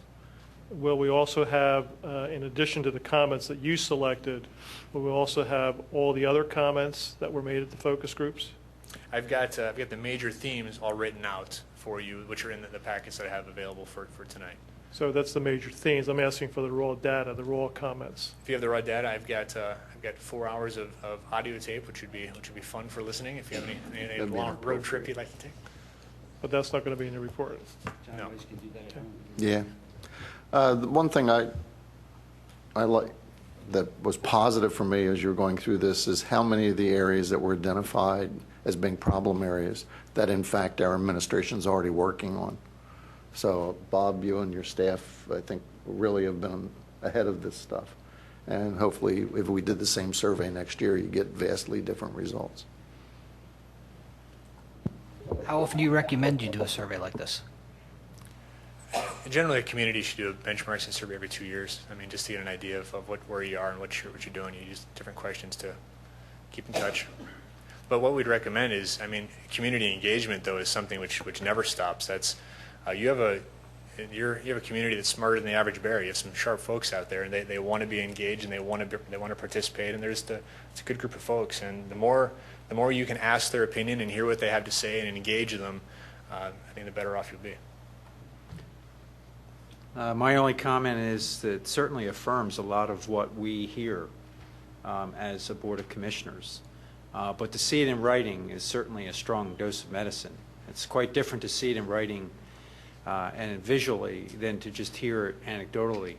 I'm glad we did the survey. I think we have some improvement to make, and I think we have been making improvement. We've been working hard. I know since we've appointed all new administration to the township, that's the first step to moving ahead, and the board is learning. I think we're learning how to get better at this. I'll tell you, I've been doing this for 4 years, and I'll tell you, I feel like I'm just starting to learn everything that we need to learn, and I can't remember everything, but it takes a long time to grasp the multifaceted diamond that's here, and I find it challenging to communicate everything that we possibly can, but that's the challenge. The challenge is find new ways of communicating. We have to get more creative. So thank you. Thank you for the survey. Thank you. Mr. Chairman, if I may, Tom, do you have all of this on some type of digital format so we could put it onto the website so this way people can refer back to it? Yes. Okay. It's fine. All right, thank you. We have no departmental reports. We'll move right into committee reports. Commissioner Spingler, Public Works and Engineering. Yeah, I'd like to move the authorization to request bids for supplying and installation of trees in Radnor Township. Second. Any board comment? Well, can Steve give us a little rundown about what this means, what this is for? Thank you, Commissioner. Chanticleer has donated money for the planting of trees in Radnor Township, specifically looking to plant trees where trees have fallen down or been removed. And this is actually in conjunction with the Radnor Conservancy. The Conservancy actually administers the project. So what we have here is a project where the township would go out to bid for the supply and installation of trees, specifically because the township holds the funds that were donated by Chanticleer. So because it's over $3,000, we need to go through the sealed bidding process. The Conservancy will contact the different property owners to determine who would get the trees. They've already provided me with a list of the types of trees that would be used, and basically what I do is just put together the bid package based on where and what they would like to plant using the Chanticleer funds. So if the board so approves, I would request that we receive bids for this project. Why is the Conservancy deciding locations? Commissioner, I know that they work hand in hand with Chanticleer, and in the past they've been doing this. As a matter of fact, Historically, Chanticleer's made the donation, and last year I know the Conservancy stuck their nose into it. But historically, the Chanticleer's made the donation, and the township, in conjunction with the Shade Tree Commission, has made the location choice. Perhaps I can clarify here. For the last 2 years, the Chanticleer, our township, and the Conservancy have been working in partnership on what they call the Big Tree Project. And actually, the lists of location have come from that group. They haven't come from the Conservancy. This year's list is straight from the township, and it's replacement of trees that the township has had to remove. And the Big Tree Project is funded by both the Conservancy and Chanticleer. Chanticleer puts more money into it, but the Conservancy pays as well. And they work in partnership with the three groups in administering. And in the last 2 years, they've planted more than 70 trees. The first project was up and down Lancaster Avenue. And I believe this year's trees went into some of our parks. they specifically had asked us where through the year we have lost trees or we've had removed trees. I'm sorry for any confusion on the other part. So is this is only big tree projects? Like, for instance, I have a few residents who had their trees, diseased trees removed by the township, stumps were ground, and some have asked me, can I have the tree replaced? Would they be on this list, or is this a different type of project? They They're should the be on that smaller list. trees. They should be on that list. They should be on that list. Did they have it removed privately or by the township? No, it was removed by the township. Yeah, they should be on that list. Okay, is there a way, can we get a list of the trees, the addresses? Because I want to make sure that my residents, they get on that list, Yes. in case there was an oversight. I'll get a copy of the list and supply it to all the board. All right, thank you. We as the township will decide where they go, is that correct? I mean, that would be my preference. As Commissioner Schaefer said, it's a group effort. So the township staff being Public Works, because we know where we've taken the trees down, supplied them with all these addresses. Now, they come back they're looking to spend $15,000 for this work. So based on as many trees as they can get, they would start at the top of that list and plug in. So I can provide the commissioners with the list at hand, and based on the amount of trees we think we could get supplied and installed, we could work from there. How does the list get ranked? That I don't know. I'll be honest with you. This is something I think, as Commissioner Schaefer said, this is in the second year in this format and is somewhat new to me. But I have copies of the letter, which I can also provide, where the Conservancy sent out to various homeowners concerning tree replacement, as if they would want it, because not everybody necessarily wanted a tree replaced on their property. Yeah, I don't have a big issue with the Conservancy does with its own money, but when Chanticleer makes the donation to the township, I think the township should have a say in where those trees go. Understood. Yeah, just for a point of history, up until 2 years ago, the fund would provide a number of trees, and each commissioner would basically get an equal share to distribute throughout the ward that they represent. This way, it was fair and unbiased in terms of each ward getting the same number of trees. So the only question I'll have is to make sure that fairness remains, so that no one single ward gets the benefit of all the trees. So anyway, we'll take a look at that list when it comes to it. We certainly get this out to bid. That's my only comment. Any further board comment?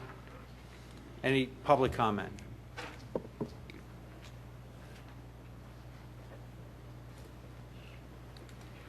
Sarah Pilling from Garrett Avenue. I hope that when the species of trees are chosen, climate change is kept in mind. I know that the city of Chicago is now planting more southern species because the projection is that in 2050, these trees will not be that old. Their climate could perhaps be equal to Birmingham, Alabama.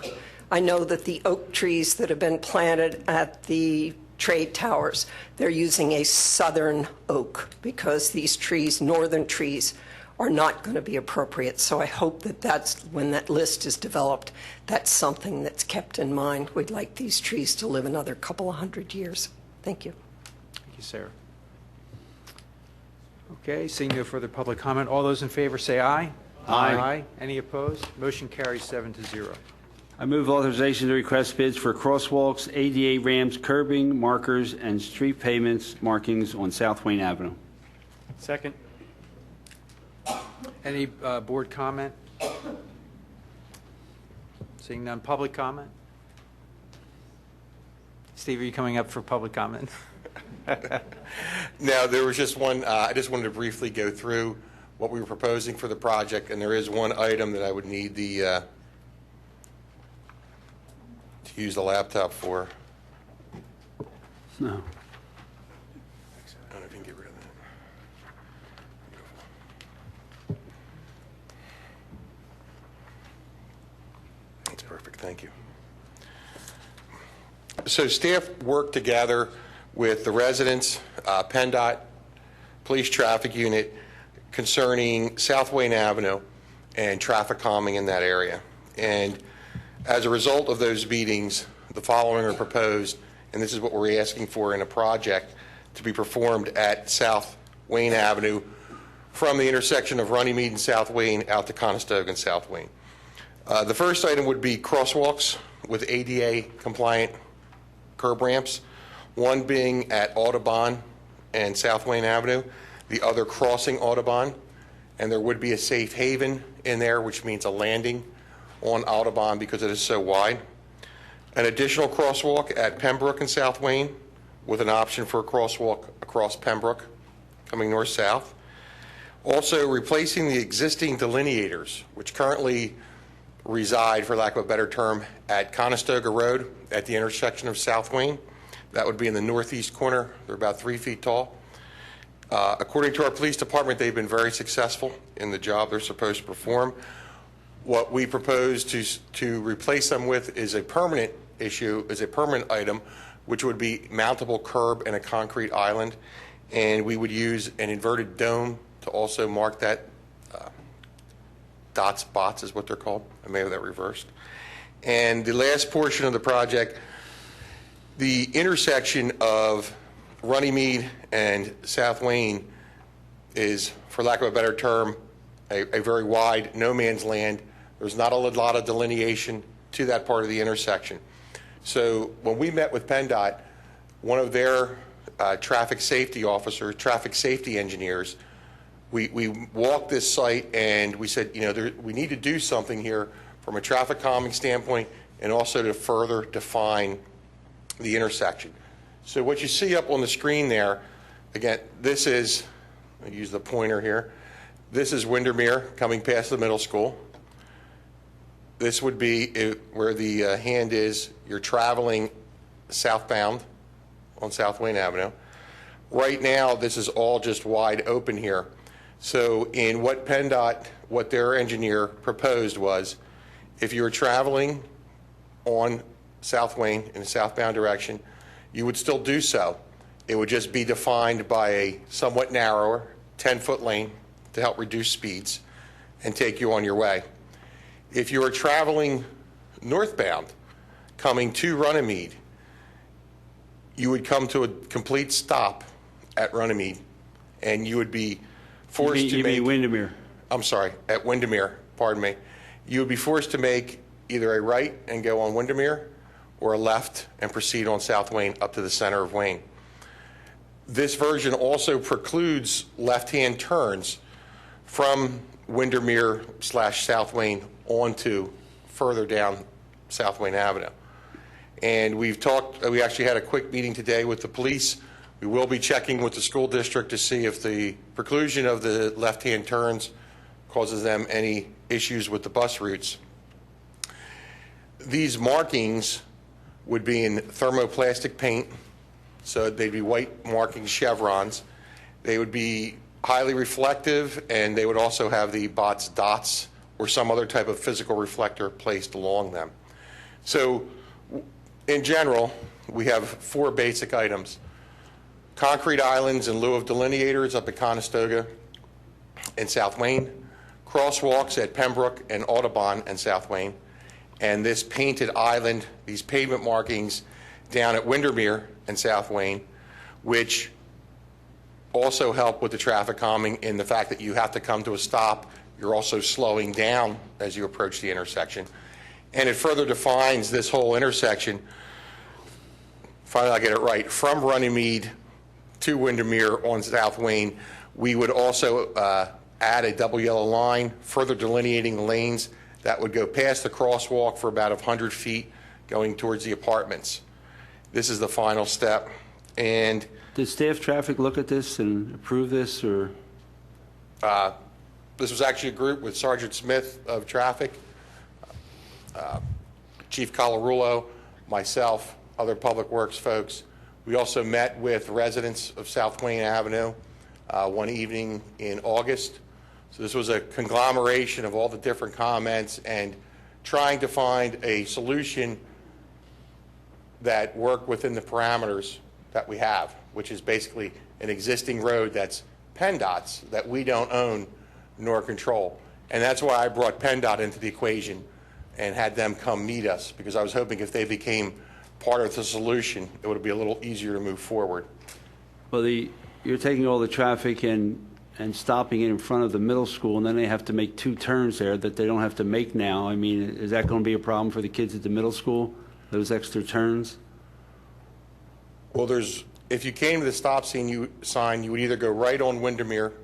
Now I'm talking about the traffic coming from South Wayne going north. Mr. Chairman, if I may, Yes. I think this makes it safer, because right now you end up where you have three different areas where it can all converge at one time without any impact there or stopping that. I think this will create a safer situation for students crossing in that particular area. Right. The And existing staff traffic concurs with that? I'm confident that they would. Well- But even if they did not, though, I won't send it to staff traffic, because this is something that we worked at with the superintendent, the sergeant who oversees traffic. We met with the engineer, with our public works director, who's also engineer in PennDOT, to come up with this. So I'm not sure what else staff traffic is going to look my at, only as well as concern, Bob, superintendent. my only concern, Bob, is this is a middle school.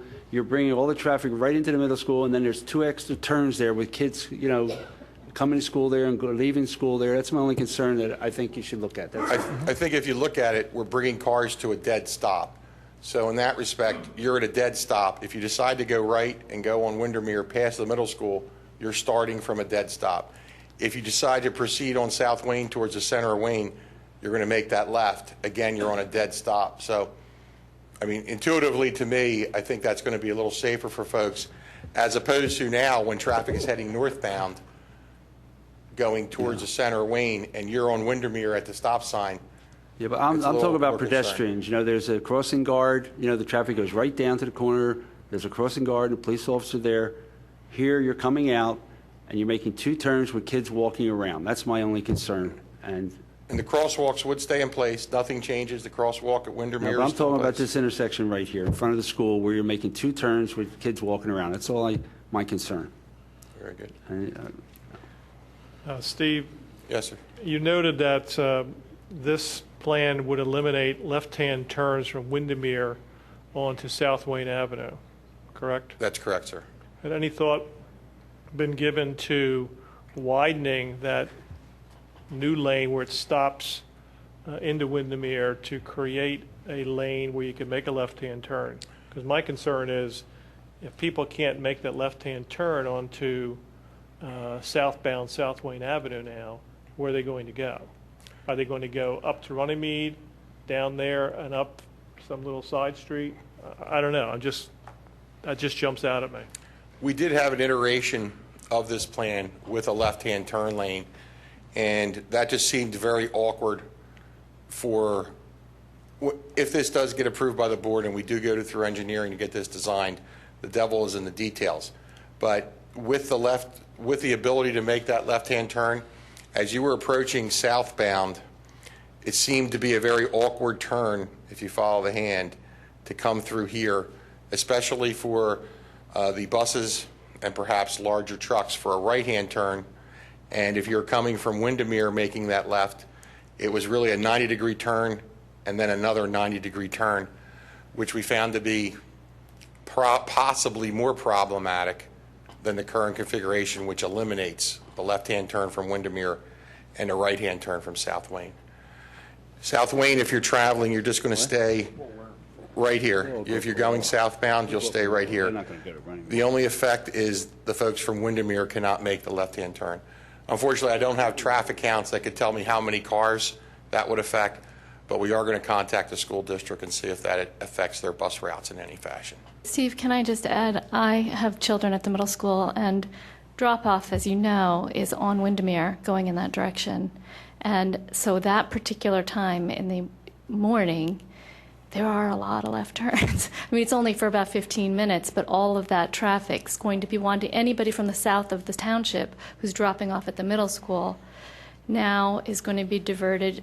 I don't know where they're going to go, but there are a steady stream of cars from, 7 to 8 who will be figuring out a way to get back south through that neighborhood. This was the iteration that allowed for a left-hand turn from Windermere, if you look up on the big screen. And instead of the southbound South Wayne traffic more or less proceeding straight, right, they will come this way to make a right-hand turn and follow along. And the folks from Windermere would make a left and then almost another turn. That motion, and when we discussed it in the group, seemed somewhat problematic, those two very big turns in that short area. The lane width proposed here is 15 feet, so it is rather wide. We can also pull back the radii on either side to open that up a little bit, but that is the iteration with the ability to make a left-hand turn from Windermere. That is the one without. Neither of them are perfect. We're working within the constraints of an existing old intersection, trying to make it safer, but there's definitely some trade-offs on both. On the one where you can't make left-hand turns, the big trade-off is you can't make left-hand turns, but it provides us with other safety factors. Well, what are the accident counts here? Do we have accidents here? I'd have to defer to Sergeant Smith. In the three-year count for South Wayne Avenue, there were 38 accidents. 21% of those accidents were reportables, which meant vehicles were towed from the scene or there was some type of injury. So 21% of those accidents, Windermere had about 10 accidents, and 3 of those were reportable accidents that had injuries or vehicles towed, so about 33% of those accidents. So there are accidents at that intersection.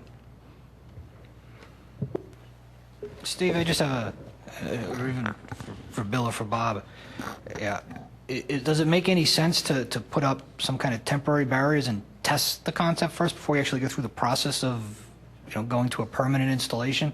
It just strikes me, and I don't go that way that often, but just looking at it, it strikes me as sort of an odd layout. And it would seem to me a shame to waste the time and effort on, and then find out there were sort of side effects that we didn't think of. The whole thing is paint, right? So if we don't like it, we can unpaint it. The proposal is for a hot thermoplastic, which is actually put down at about a 1/16 of an inch thick, but it is a paint-type substance. I mean, the reality of it is it's not as permanent as the concrete mountable curb up at Conestoga and South Wayne. Well, this is ramps and curbing. The ramps, the ADA compliant ramps, they're for the crosswalks. So where the crosswalk comes across the street, everywhere that crosswalk hits the sidewalk, there has to be an ADA compliant ramp. That's what the ramp is. And what's the current? Has anyone thought about how the traffic's going to back up South Wayne Avenue? When people try and make this turn, now you got to either make a left or right with traffic there, and it's going to back the traffic up South Wayne Avenue. Commissioner Spengler, there's no doubt when you take an uncontrolled intersection and you control it, there will be some stacking. There's no doubt about that. You have free-flowing north-south traffic on South Wayne right now. So when you control that in the sense of the control of the stop sign, at one point, absolutely. Now, I can't give you an idea of the count of that stacking, But we ought to know if it's going to back up to Audubon, it's going to back up to Pembroke, you know? I mean, this is going to be a problem. This isn't an easy solution. I'd also suggest, I mean, I'm seeing the stops. I know everyone, like, I don't know who said it, but from this, Elaine said it. If you live on the south side of I'll say the southeast side of the campus, township, everyone comes down Conestoga, makes a right, and then goes up Wayne to get into Wayne. So this is going to create a clear stop for us. The question is, I mean, I would imagine we need a traffic light there. I mean, you have a lot of cars heading north on South Wayne, towards Wayne. They come up to a stop sign. You have a lot of cars headed south on South Wayne, maybe going on to Windermere. It just seems like there's going to be a lot of congestion there in the morning, especially in the morning. I see and the bus loop is there. Correct. Boy, it just seems like, I mean, it's already difficult there. Mr. Chairman, Yes. if I may, just, I think a big part of this that we don't look at is actually spending time with the residents that live there and getting their feedback, because we can look at all the data and the statistics and that, but we don't live there 24/7 like the residents do. And I think the input that we had from the residents about what does take place is critical as part of this point to bring it to where we are today because of residents that live there. And I know that it may cause some inconvenience for other parts of the community of how you navigate through there. However, the significant impact to the residents in that neighborhood, and the issue of right now, it's an uncontrolled intersection.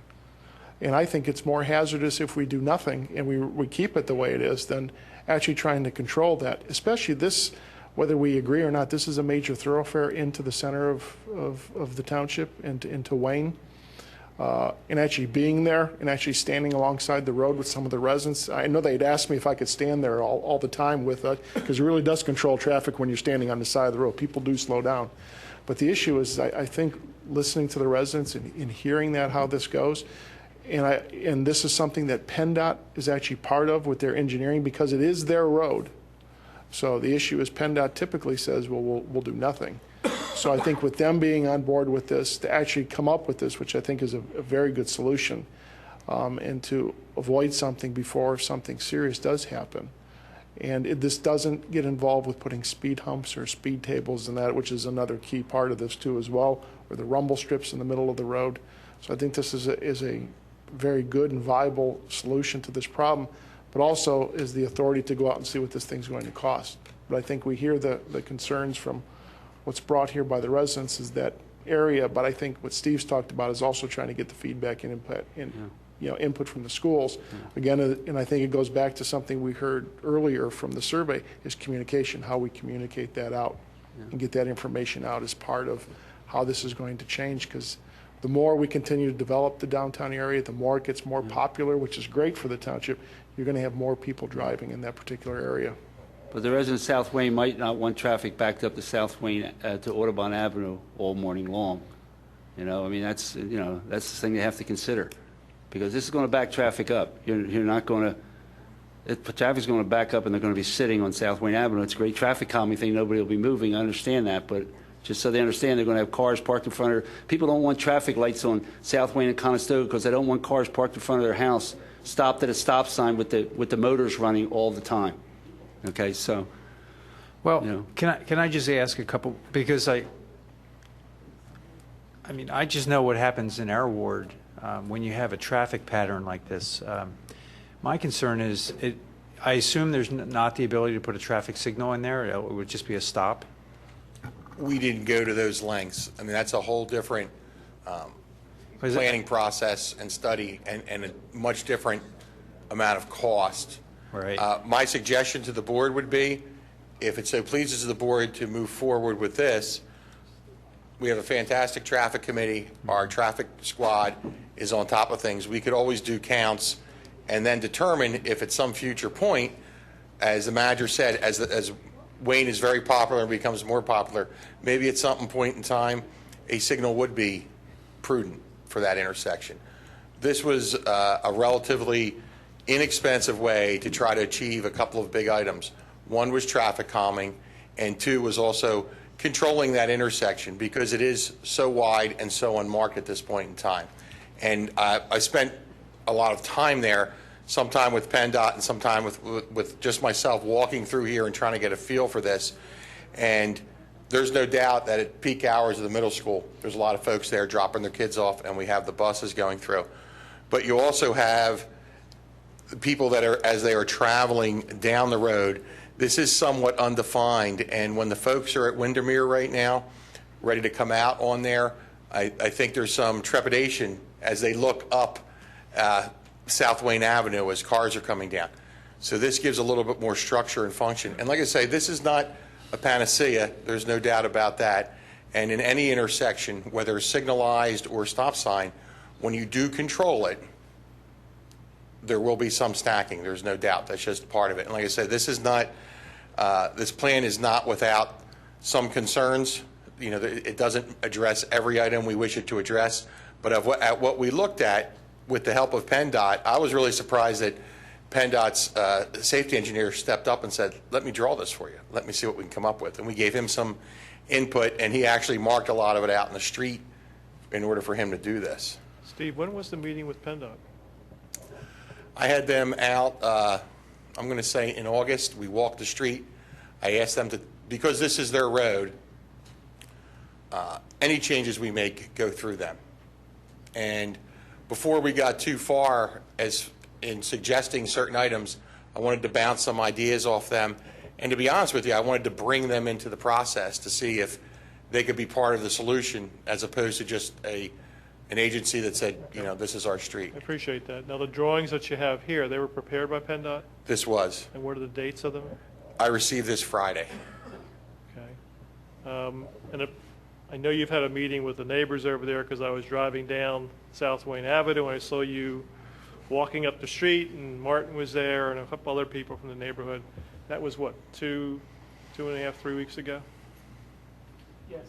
Yes, about that. My only issue is this is the first time I'm seeing this. And I'm not faulting anybody for that, and I realize that the people there really need to get some relief. Yeah. That's Well, been tonight we're talked about for a long time. I just need, I think, some time to absorb this before I say, yeah, go ahead and get bids for these particular items, because once we do that, aren't we saying this is the design we want? I think what is part of this here is to get authorization. As part of this will be getting the engineering design done, to be able to prepare this, to be able to go out to bid, which means all the crosswalks, the ADA ramps, the landing pad, and this to be able to refine and define this too as well. So I think that's part of the authorization here, but then also there's a budget amendment that would actually move some money to be able to begin that process, which more than likely, I think Steve's going to ask for a motion tonight to authorize Gilmore, because he's already spoken to Gilmore regarding to be able to start this process, so we continue to keep moving it along. So I think there's still some time. Comment is before we go out, if the board would like to see it before we go to bid, is actually give you that design, the full design on this. Okay, that's fine. I'd just like to add, when we structure, if the board sees fit to go to bid on this, when we structure the bid and even the design, there will be line items. One of the line items being the mountable curb and island at South Wayne and Conestoga. The other will be Pembroke Avenue crosswalk. The other will be Audubon. The fourth will be these pavement markings. So if the board so wishes, we could do the other items and not do this at that time, or move forward with it, because I'd hate to see the baby thrown out with the bathwater. If the board is inclined to agree with the other concepts, my request would be that we move forward with design on all four, and then it would be your choice if when we go out to bid, if you tell me, Steve, we don't want that on the bid, or do so, And then you still have one more chance when the bids come in to approve them and not approve this line item. Steve, I think you guys have done a yeoman's job. This is a really bad intersection, and nothing you're proposing is irrevocable. Correct. So if we find out after 6 months or whatever that it's not working, you get your sandblaster out and have at it. That's what the eradicator is for. Steve, is there any chance that we could get PennDOT money for this, since it's a PennDOT road? I actually asked PennDOT if they would be willing. I don't think they would be willing to do anything with the mountable curb or the crosswalks, because I think that's something that's very specific to our request from Radnor Township. But I did pose to them, if the board went through with this pavement marking plan, if they would be interested in installing that on their own and paying for that. The actual design and layout, I believe, would have to come from us, because this is still, although it's officially drawn, it is somewhat conceptual. It's not surveyed and laid out in the field. I haven't had a response from PennDOT on that request of mine. So Steve, I think I'm a little confused. I'm generally supportive of this. We've promised this community that we would address the issue. I'm just a little concerned with the process. Normally, I think what we normally do is these go through staff traffic approves and recommends certain actions. Then it comes to the board for design phase. And it seems like we have a partial design, but now we're going to authorize you to put out the bid. I mean, it's not even clear to me what we're putting out the bid.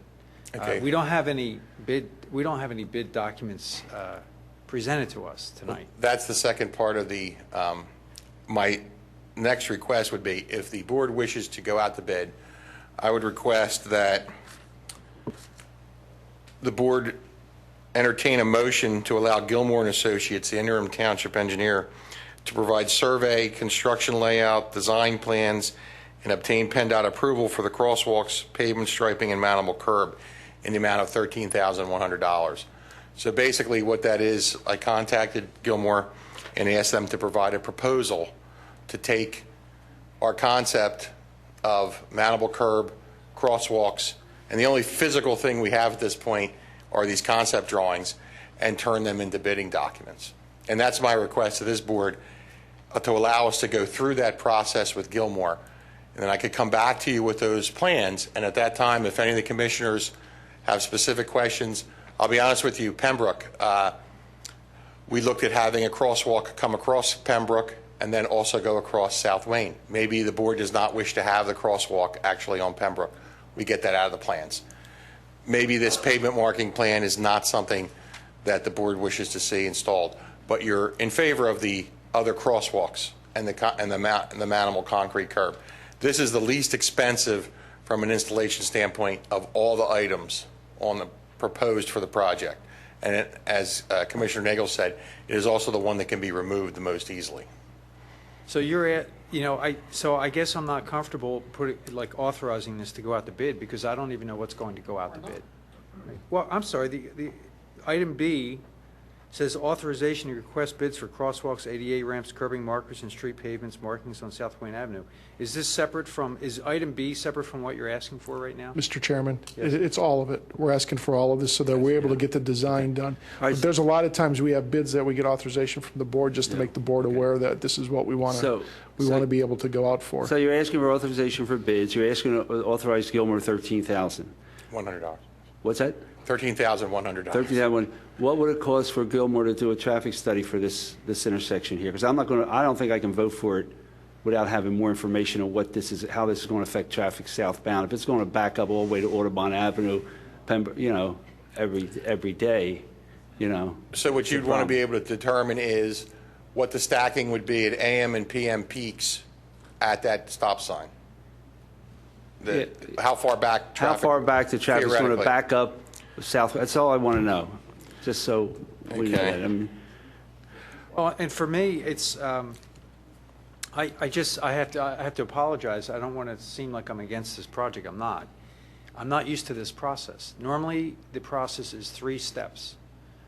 Staff traffic process, which I think staff and administration has met. I was actually at one of the meetings of staff traffic when this was discussed, so I feel like they've certainly been involved. But then generally, there's some type of a design. So, instead of, because the board really should be able to decide, do we want to spend $13,000 to design something that we can't afford to build? This project seems pretty extensive, and it's a capital project. Correct. So I don't even want to imagine what the number is to do all this work, but I would imagine it's in the $100,000 range. Correct. to do all About this. $98,000 total. Okay. Total. So, Including the design number. Correct. so we shouldn't, I don't know, I just don't think it's right for us to authorize a bid on something that we don't even know exactly what we're bidding on. If we had the design first, then we look at the design, then we decide to put it out to bid. So Okay. I don't know if I'm off in left field here, but it seems like a better Understood. process. Well, how about if I rephrase that request and basically ask for a motion to allow Gilmore to do the design at $13,100? I'll get that design done as soon as possible. Come back to this board, you'll have plans in your packet, and then I would request that we go to bid at that time. When are you planning to do this, next year? I would like to get it done, based on our conversations with the residents at the meetings we've had, I would like to move forward as soon as possible. Now, the closer we get to winter, that could preclude some of the work, but I think we have a good chance if we get out to bid early enough to get this installed this year or close. Gilmore's a traffic engineer also, right? Correct, they have traffic engineers. I wonder how much it would cost to just tell us what this is going to do. I'm going to, Mr. Chairman, if I can, is, the issue, we can study this, and I appreciate the comments. The thing is, I think there's a lot of work that this has not just come up with overnight, and I know this is the first time the board's looking at this. However, to be able to keep moving the ball, the process, it seems as though that we create more issues before we actually can make a decision what we're going to do. Here's, we're just asking authorization for them to go ahead and do the design. I'm voting for authorization. You have my vote. I just want to know what the traffic is going to be. And we can do that concurrently, so Okay, that this fine. way, while we can keep Then moving, so we'll suggest I'll move that. the approval of the authorization with the traffic component for this intersection. Do we need to include the, And the $13,000 with Gilmore plus. there will be an additional fee to do that Yes, traffic right. study. That's the motion I make. Well, what would the fee be for That's the traffic what I can't tell study? you Sure, offhand. Gilmore will donate that, won't they, the traffic study? No. I'm sorry, my microphone's not working. But, no, But could you make an educated guess can so you- we can give you sort of a, 3,000, 4,000? I think we're probably looking somewhere in the $2,000 to $3,000 range. fine. Okay, fine. So why don't we say the request would be for $16,000. $100, yes, $16,000. Yeah, $16,000 to design the intersection and do a traffic study for this segment, so we just know exactly what's happening. And that's my motion. We'll do the counts, David. We'll do the And counts. I'll second it. Okay. You have to be very specific, though, with the turning movement you want to study. You want to study the Windermere left-hand turn. You want to see the stacking on South Wayne Avenue going back up towards Conestoga. We'll also want to see the stacking on if this affects, what happens if this affects Windermere in any, they have to stop anyway now. Okay, well, what I just Right. ask you to consult with Gilmore to make sure that you're covering the waterfront here. Mark, comments? Yeah, the main thing is people going out there, people trying to come out Windermere to South Wayne, them having to make the turns. How much time is it going to take and how much stacking it with the current traffic? That's very good. And I think in addition to that, you want to see if you're going to create this new left turn lane or this left turning movement, what kind of level is it going to function at? Very good, we can do On a that. traffic scale, all right? Not a problem, sir. Do we have a second on the motion? That's second. Okay. All right, any further board comment? Any public comment?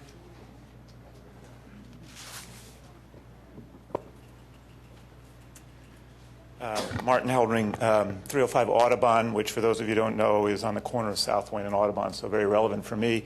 Some of the crosswalks will be on my property. You raise a number of very reasonable comments. There's a number of my residents that are here with me. I think when this all started, none of us would have come up with this plan. None of us think it's ideal. We would have suggested stop signs and other measures that are much more logical, speed bumps. But the reality is it's a PennDOT road, and we feel fortunate that PennDOT has actually reacted to our request for calming measures, because it's really less than a mile, and from my experience with what I've heard about PennDOT, they could have just said forget it. We're not going to do anything. In fact, one person suggested they might even raise the speed limit because 25 miles an hour they view as inappropriate. Currently, you may know the police don't ticket until they reach 40 miles an hour on that road. So if they raised it to 35, what would that mean? They could go 50? You should also know and understand that anybody coming from the east on Conestoga or from the south has 3 ways to enter into Wayne and get to the school. The first is on Aberdeen. I lived in that corner my parents still do. You've put on that road, which has 1 school on it, I forget exactly, but multiple stop signs and multiple speed bumps. Maybe very reasonably for those residents, but that's the reality. So people naturally then move to Luella, and you've put on that road multiple stop signs and multiple speed bumps, again on a road with 1 school. So now if I'm going to the middle school from the east or south, what do? I come to South Wayne. And on that road, which has a school, a church, a fire station, and multiple residents with small children, part of the road with no sidewalks, part of the road with very narrow sidewalks, and Bob saw that while he was standing there, there's not a single calming measure, not one. And to your point of the backup, I think it's a reasonable point. The reality is, though, it's an issue for us as residents. I'm fine with backup, fine with it. I come across Windermere, and I regularly make that left with South Wayne, so I'll lose something that I regularly do. I'm fine with that. And I think my fellow residents would probably come up and all say the same. Again, is it ideal? No. What would be more likely? What would be probably better is a stop sign right in the corner of Audubon and South Wayne. But we can't get that. I'll close with that. But switching just for a moment, there was no public comment on the survey. Is there going to be? Martin, you have to restrict your comments to the There's public question on the comment later table. on. Okay, I'll come back. Yeah, on that. I appreciate it. Thank you. Hopefully not at midnight. All right, any further public comment? If you're in favor of it, please keep it short. I will. Dan Skolnick, 214 South Wayne Avenue. I'm very close to the intersection where we sort of saw the layout of the plan that one evening where Mr. Norsini was in his reflective vest to make sure he didn't get hit as he stood out in the middle to try to explain it. And as Martin said, it may not be the ideal configuration, but it will help. And the crosswalks, and I don't want everyone to get distracted by just that portion of it, because the crosswalks and the permanent installation at the curbing at the top of Conestoga and South Wayne is also very important, because there are a lot of little kids on our street now, and there are currently 2 houses for sale on our street, which will most likely have little kids coming in, or younger, or children, and so there's been a great turnover in the last few years, so there are a lot of young families now.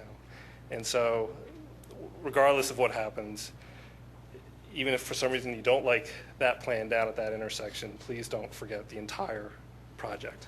And I do support moving this forward completely. If you haven't already done so, state your name and Sure. address. Dan Skolnick, 214 South Wayne Avenue. Thank you. That's for the minutes. Yes. He did, yeah. Okay. Oh, sorry. Yeah. My name is Edmund Tiriak. I'm at 310 South Wayne Avenue.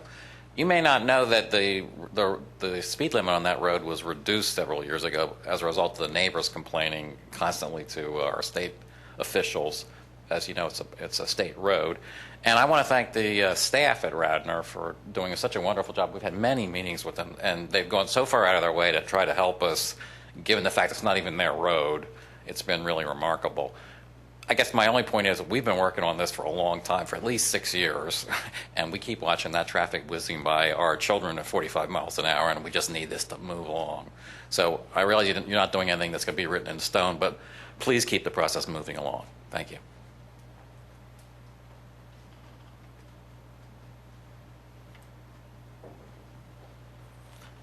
Baron Gemmer, 335 South Wayne. I'd like to echo Edmund's comments about, yes, please move the process along. One question and 2 brief comments. On the proposed plan for Windermere and South Wayne, would the stop sign be removed on Windermere so that traffic would flow, or it would still be there? No, the stop sign would stay there, the existing stop. Thank you. Regarding the stacking issue, as Martin already mentioned, to us on South Wayne, stacked traffic is at least stop traffic. That's better than the speeding traffic we have now, so that's one of the things we're willing to put up with. And per the point on Conestoga and South Wayne, where there's currently just a stop sign now, we are in favor of a stoplight there, because whatever, that would help not only the pedestrian traffic, but when stacking does occur already, it would at least give it a chance for it to clear out. So that is one of the things we proposed. I understand a grant was put in for it before. It's not something we're getting now, but it is actually something we do want. So just to clarify that. Thank you.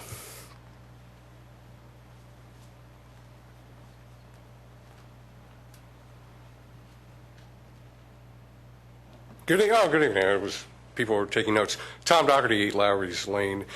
My only perception, and I'm not asking you to not do something or delay it, but sitting in the back, it seems as if this dollar figure of $13,000 to $16,000 to $20,000, it appears the commissioners are ready to vote on something that several of you don't seem to even know if you want to need or even need to approve it right now. And I apologize for those who've waited 6 years for this resolution, but I would simply ask that you, if you're not feeling comfortable about spending our money, don't do it. Table it a little bit, discuss whether or not you even want to spend $13,000 tonight for a study, which it seems some of you don't seem to be all that prepared to do, and if you're not ready to do it, please don't, as a taxpayer. Thank you. Thank you. Okay, seeing no further public comment, all those in favor say aye. Aye. Aye. Aye. Any opposed? Motion carries 7-0. Next, I'd like to move Resolution 2011-109, approval expenditures amounts greater than $3,000 pursuant to Radnor Township Charter 711-1 for vendors, including in the attached legislative summary. And this is to cover items like going to Napa every week to buy something. Eventually, in a couple weeks or 3 weeks or a month or 2 months, it add up to more than $3,000. This just gives the Steve the ability to continue to buy these items, although he's going to pass $3,000 before the year ends. I think it's a Do I good have a idea. second on this? Second. Okay. I had a couple of questions or comments about this. First one is for John Rice, I think. Can we just override something in our charter by ordinance? I mean, that seems strange to me. Resolution. Or by resolution? What do you mean? So we have this The 3,000 bidding limit, John. the she's limit talking in about. our charter says we have to bid over 3,000, which we all agree is ridiculous. We're going to try and change it. And we're now trying to just pass a resolution to override that in this particular situation, which seems completely merited, but I'm surprised we can do that. Well, the thing is, Elaine, we can't figure out exactly what we're going to need, the parts we're going to need, and the trucks and all. Completely get And it. so what we're trying to do is to try and make it legal. Right, You know, and my question is, can we make it legal? We've been doing it for years, without changing and so the now we're charter? trying to say, okay, let's give them the authority to do that. I think I'm happy to do it, You've but got to do it by ordinance. So I guess, I mean, I don't know what's on the attached legislative summary. I don't know. We have a resolution. So unless there's an exception, unless the $3,000 that are being paid to the vendors that are on here, is this a lump sum? I mean, I don't know the background of what's being purchased. Yeah. So, but if it's required. Perhaps I could expand, Solicitor. As Commissioner Spengler stated, the vendors noted on Schedule 1 are vendors the Public Works Department uses sometimes on a daily basis. So going with what Commissioner Spengler had said, Napa Auto Repair Parts, as our mechanics order parts for the various trash trucks, sewer, parks, and highway trucks, our orders singularly are less than $3,000. But as time proceeds in the aggregate, the sum of all those orders will be over $3,000. And that's what this resolution was addressing. So can I just make a distinction here? In the charter, it says that contracts of $3,000 or greater have to be voted on by the board. But these are not contracts. This is an accumulation of spot buying. This is a difference. This is buying, what some businesses may call consumables or small items that accumulate. The only question I have is, are there any opportunities when you're spot buying a large amount with any particular vendor? Generally, what you would negotiate is some type of a discount with that vendor because you, in fact, will spend a large dollar figure by the end of the year. And what the intent and the spirit of the charter was to make sure that we didn't miss those opportunities. So I'm thinking out loud here, but I think John Rice needs to give us a formal opinion on this. I fully recognize the fact that this is what has been going on, where we spend money with a particular vendor spot buying, and at some point we cross that $3,000 threshold. But the charter's a little vague in terms of whether it's a contract. You assume a written contract, but when you're spot buying, there's not necessarily a contract. There may be nothing. Do they have to? I mean, Do they have to cut POs, Bill? Maybe I can just add, POs, though, some as people prior consider to, contracts. department heads never did purchase orders. So as We're you're moving in the aware right- of that, so I we're think moving as- in the right direction. Well, oh, I agree, and I think as part of this is trying to be open and to make sure the board understands that there's some of these expenses that with particular vendors may total over $3,000, to make sure, at least bring it in front of the board to make you aware of that, and about each particular purchase would not exceed $3,000. It makes total sense. This makes total sense. I just want to make sure it's legal, what we're doing. Well, Absolutely. Excuse me, I'm looking at the list of vendors that Bill has, and there's administrative I would consider these administrative purchases things that your normal operation on, an annual basis may or may not exceed $3,000. The ordinance that's required under the charter are for, in my view, single contracts that you have, that you've got to put out the bid under the charter. But if you're buying over the course of a year $3,000 of pens and pencils, but you're only doing it, or whatever it would be, I mean, I don't see that falling into the ordinance requirement. There's always. But we're doing a resolution to let the public know and the world know that this is These are the happening. vendors. These are happening. This is happening. That we're buying these things. We don't know how many oil filters we're going to get, or how many pieces of exact equipment we're going to buy when a police car breaks down. But that we're ordering these as needed basis. They're single contracts. They're not over 3,000. But the accumulation is. So we're just. Or maybe. Or maybe. I'm not yes. sure. Yeah. Discussing this with Bill and what Steve said, that it may or may not be. So Yeah. That, I mean, and again, I always characterize those ongoing purchases as administrative types of purchases that you would make. Yeah. If you had to bid all those out on an annual basis, you would have a huge advertising bill. So Yeah, you'd have to I'm have- okay doing this now that I understand Well, what and it we is. would have a stoppage of government, The problem, though, I'm sorry to interrupt you. The problem, though, is that you are stylizing this thing as a resolution, and you are specifically referencing the charter provision dealing with the greater than- $3,000. It's not needed because, as you interpret the charter, and I think I do as well, as most everybody on the board does, is that this involves a single contract for purchases of in excess of $3,000. That's not what we're talking about here. We're talking about an accumulation from particular vendors, which may go over $3,000 in a particular year. That's not what the charter's talking about. So I think we're being overly cautious here in creating work that we don't have to do. That's my opinion. I agree. I mean, the resolution's fine. What? The resolution's fine. I think, but I understand that, and I think we are being more cautious to make sure the board is aware and trying to bring these things forward. And I think that's between Steve and Bill, what they wanted to try to do is, open that up, make sure the board is aware of that. So if the solicitor doesn't feel this is necessary, then we'll leave.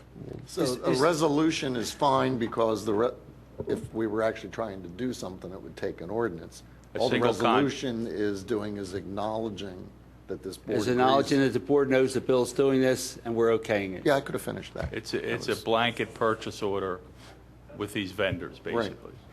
Now, in the future, Bob, have we given any thoughts to the idea of setting up blanket POs and bidding them in? We could. The interesting part is not knowing all the parts and having someone either bid off of a catalog price, which there's a lot of equipment that we don't have that we wouldn't be able to have that, but there could be a cost plus on that we could bid.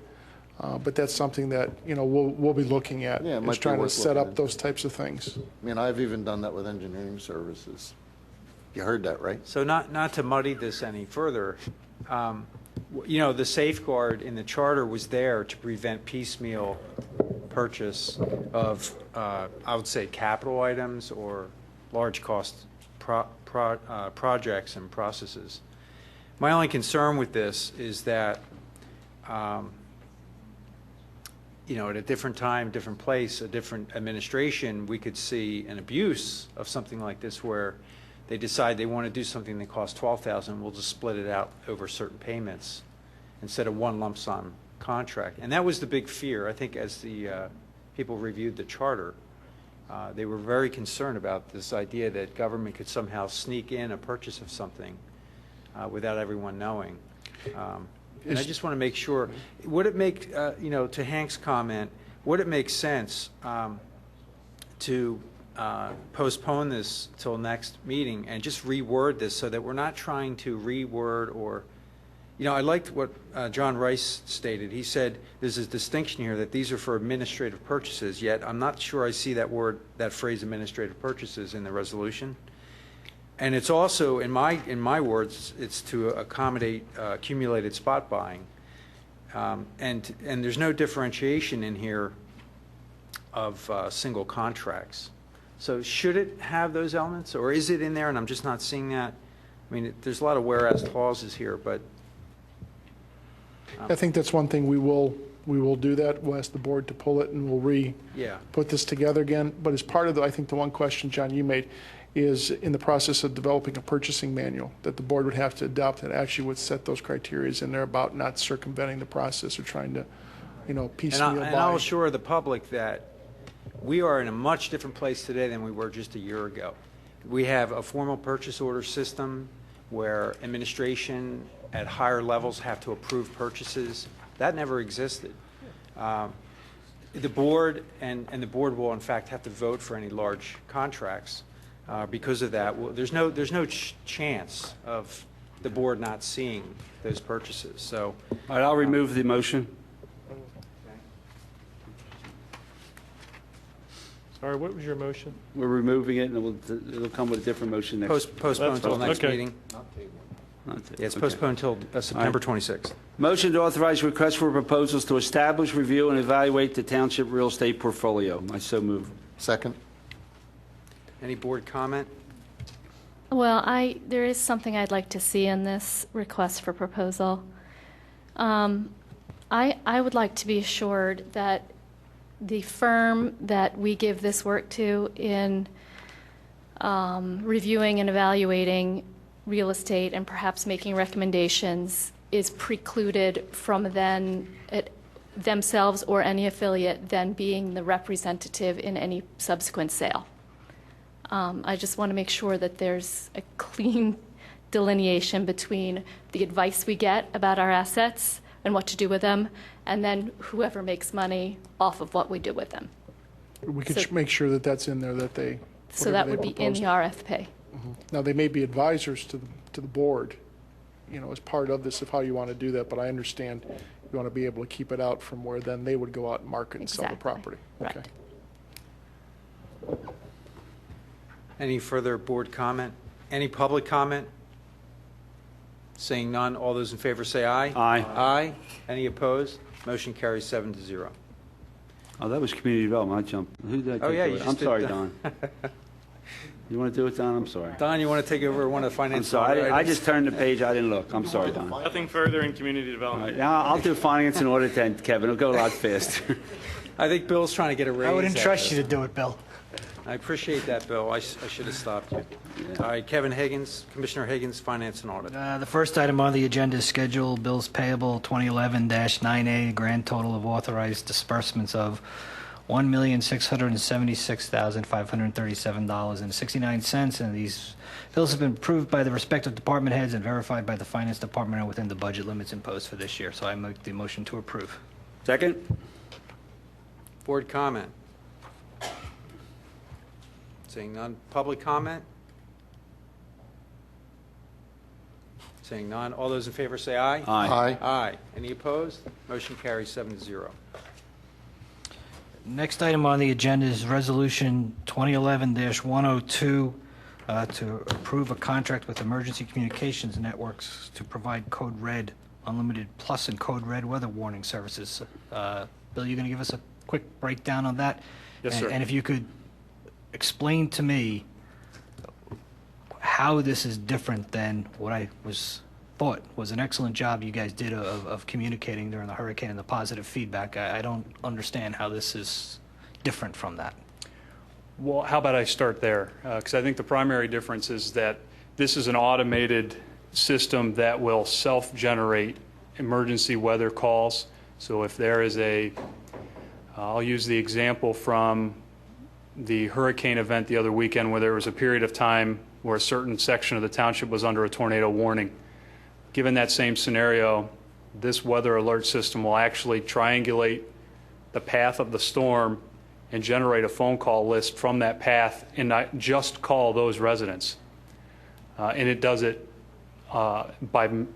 automatically by our contract. So it'll generate the phone So call. what you're suggesting is that the old ways you guys had to sort of intervene in the process to communicate and make those other calls, and this is all computer generated, if I'm understanding you correctly. For that part of it, yes. The current process is we generate the phone call, we record it, and then we push it out. This contract will, at least the weather component of it, will be automated. We'll still have the ability to do internal messaging and internal emergency alerts the way we do it under the current system. So that's one benefit that this has over what we do now. That's the primary benefit. Just to add to Bill's comment too, the way the system is set up in past experience with it is this will actually send calls from different locations throughout the country into Radnor Township, which means the calls will be out much quicker. I believe currently the system we have, it takes approximately 2 hours to make all the phone calls. It's very possible that this system could send out blanket calls within a between 2 to 5 minute period of time, which would hit the entire township. And as Bill mentioned too, as the calls are sent out, so if there's a tornado warning where the tornado's path is at the southern part of the county, it will not call Radnor Township. Only when that storm is moving and progressively will make those calls. But given if there's any weather event where phone lines are disturbed, it will actually reroute those calls so they make sure that they're coming in from different areas of the country to get into Radnor Township. So, and those are automatically sent. There's no queue. Where here, as I know, during the one particular part of the storm, we actually did send out a call regarding that weather warning. So, And then just to follow up, some more feedback that we got from the storm was a request from residents to include email and text messaging as well, instead of just a straight phone call. And this service would include, as indicated in Melissa Kahn's summary to the board, emergency voice, email, text, and social media messages to the residents, as Mr. Zankowski pointed out, in a much more timely fashion. And that's included in the base price? That's included in the pricing that's quoted and is in the resolution tonight, yes. Okay. and residents can sign up not only if they're loaded in their number, but they can also register their cell phone, their work phone. If there's any other numbers, they can actually register that too. So even if you're in California, you'll still receive the same phone call of what's going on here in Radnor Township. The other question, and Bill, I'll let you finish your explanation, but if you could just hit this one when you're going through it. The one thing that concerned me and I didn't quite pick up where it was this additional system minutes. What might that be? What that would be is if there is an emergency that the police department wants to put a call out to a particular area, they would have the ability to do that in a very rapid point of time at which they can distribute that call. So you have that. Plus then if there is a Amber Alert, this would also be included in that. Missing child would also, if there's not with the Amber Alert, if there was someone that, there's a child that was missing at one of the athletic fields, actually would allow to be able to put that call out too, as well, before the Amber Alert would go out. This proposed legislation page lists 3 weather events that would be subject to these calls: thunderstorm, flash flood, and tornado, correct? Those are the only 3? I think that I'm thinking if there's a blizzard warning or anything like that as a weather event, they would actually put that out. Wherever there would be a warning that the weather service would actually issue, would actually go out in this call. And the other question I have is, do you have to sign up if you are a resident for this? if you have a public number, you'll automatically be loaded into it. If you don't, you would have to sign up. So you can either go online and actually sign up for it. If you don't have the ability to go online, you can come into the township here and we'll sign residents up for you. And we'll actually try to even set up with the library and see if they'd be willing to do the same thing. The question I have is, can you restrict the time in which you'll receive the calls? Because I'm thinking about a thunderstorm at 3 o'clock in the morning. It might wake you up anyway, but I'm not sure that I want to get a call at 2:15 saying, hey, the thunderstorm's heading for Radnor Township.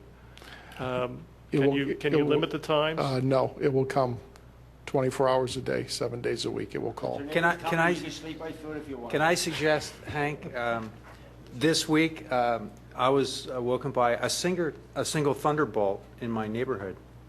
A house was actually struck by lightning. The lightning penetrated the wall of the house and blew the plaster into the living room, into the bedroom of the occupants. And it would have been nice to know that there was something about to happen. So believe me, everyone woke up in the neighborhood. So we didn't know exactly. So I guess I have a few questions because we have Global Connect now, which is generally for non-acute situations. Generally takes about 2 hours to get the breadth of calls out. We have a registration process for that. We have a website, text messaging distribution the township maintains. And now we're adding almost like a third service. And my concern is that we will have the need for redundant registrations. And is there any way that we can take all the registrations that we currently have and put them into this system? As many of you know, many people have gotten away from landlines, from copper landlines, and they've gone to cell phones. And I don't believe any of the cell phones will automatically be put into the system. So I'm worried we're going to leave about half the residents out of the loop.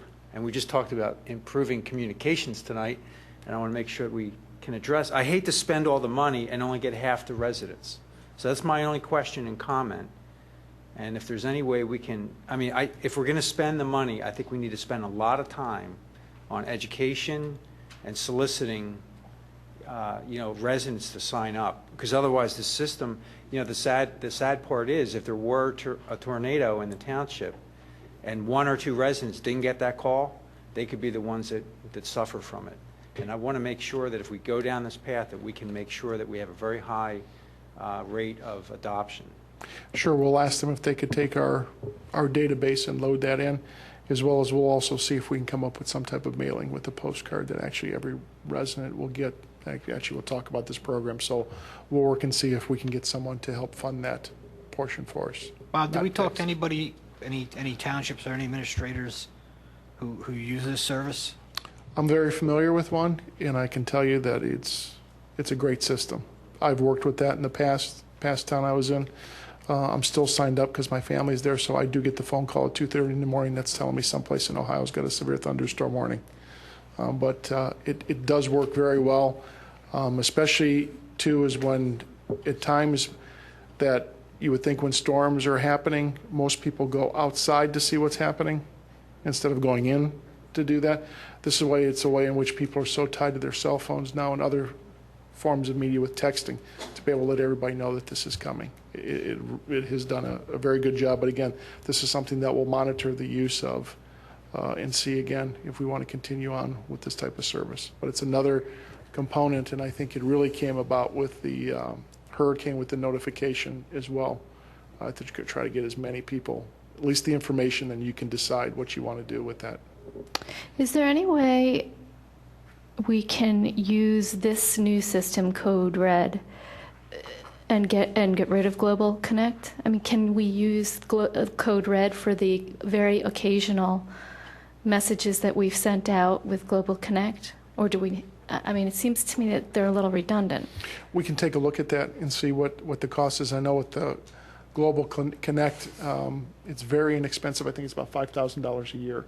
Oh. And again, with a number of the information the police department have put out too as well. So we'll see if there's a lot of carryover with this or if there's a difference in which we can look at to try to eliminate that one if possible. Okay. I just have a final comment. During the hurricane event, the National Weather Service issued a tornado warning, not a watch, and that's when we decided to move to the basement and sleep in the basement. But what was interesting, my neighbors didn't have the television on, and they didn't know about the watch, the warning, and they didn't move to the basement. So it was very interesting. So even if you're relying on the normal media, and if you have cable television or Verizon fiber, those messages come across every channel on the television. There's no way to escape it. But if you don't have your television on, you really don't know. You're in the dark. So I think this Code Red program sounds like a good idea. So I appreciate it. Is a minute, Bob? Or is do they have a minimum count time for a call? I believe it's a minute, but we'll check on that for you as well. One point is, I think, what Commissioner Fisher spoke about. During that hurricane, one of the concerns we had is if the cell service was going to get knocked out because of the high volume of calls.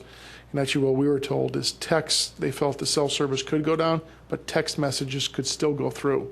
So that was one of the items of how we were preparing, that texts would still go through during this process. And text is also very good in limited pickup areas where you don't have good coverage, because it's those little packets of data. You see, for example, the Chinese, when they had that earthquake event in Sichuan, the text messaging was the only way they could communicate. Did I have a second on that? I apologize. It's probably me. 1 second. Okay. Any further board comment? Any public comment?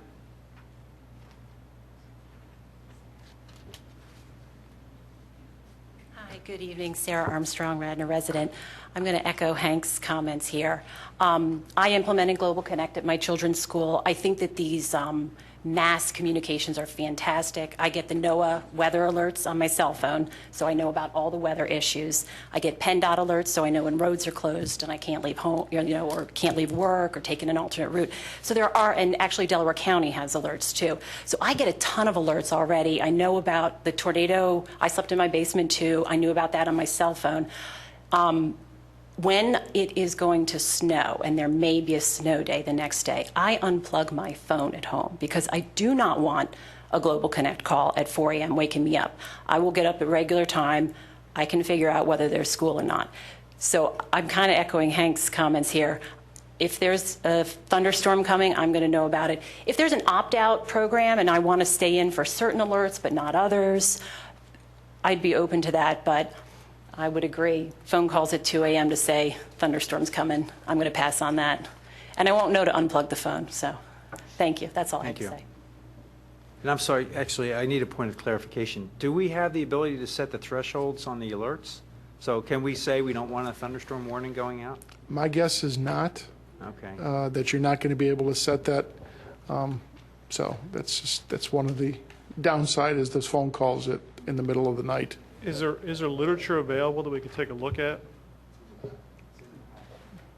I mean, I'm not opposed to going ahead with this because I think a majority of the board is in favor of it, but I would like to see if there are opt-outs, possibilities, that sort of thing. You can opt out. If you don't want to be subscribed with the program, you can opt out. I'm not sure if there's different components you can be in or be out. I think you're pretty much all in or all out because it's very tough to break out what that weather event is that you want to know and what you don't want to know. Okay. I think that may be tough. All right. But if you don't want the service, you can opt out, definitely. All right. All those in favor say aye. Aye. Aye. Any opposed? Motion carries 7-0. Next item on the agenda is Resolution 2011-105, the approval of property equipment employee practice insurance, the renewal of it. Bill or Bob, you want to just take a quick rundown? And yes, sir, I can touch on that. As the proposed legislation summary indicated, this year's renewal came in at basically at the same amount as last year, so we're at a flat renewal. There was a $222 reduction in the premium, with the total premium costing $277,602. The primary benefit that this renewal offers over previous years is we're able to include employment practices under the umbrella, which in prior years that was not included under the $10 million umbrella. So in essence, what we're doing is we're able to cover, we're adding $10 million of additional coverage under the employment practice rider in the insurance binder.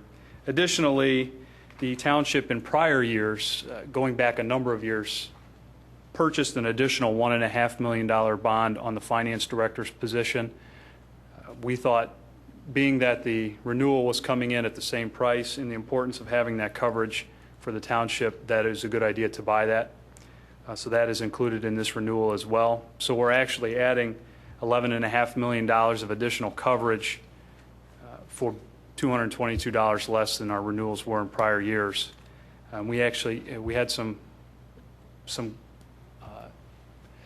claims during the last 12 months, so we're actually very pleased at this number and the work that BPI was able to do for us to keep this number at where it was. So our recommendation is to approve it.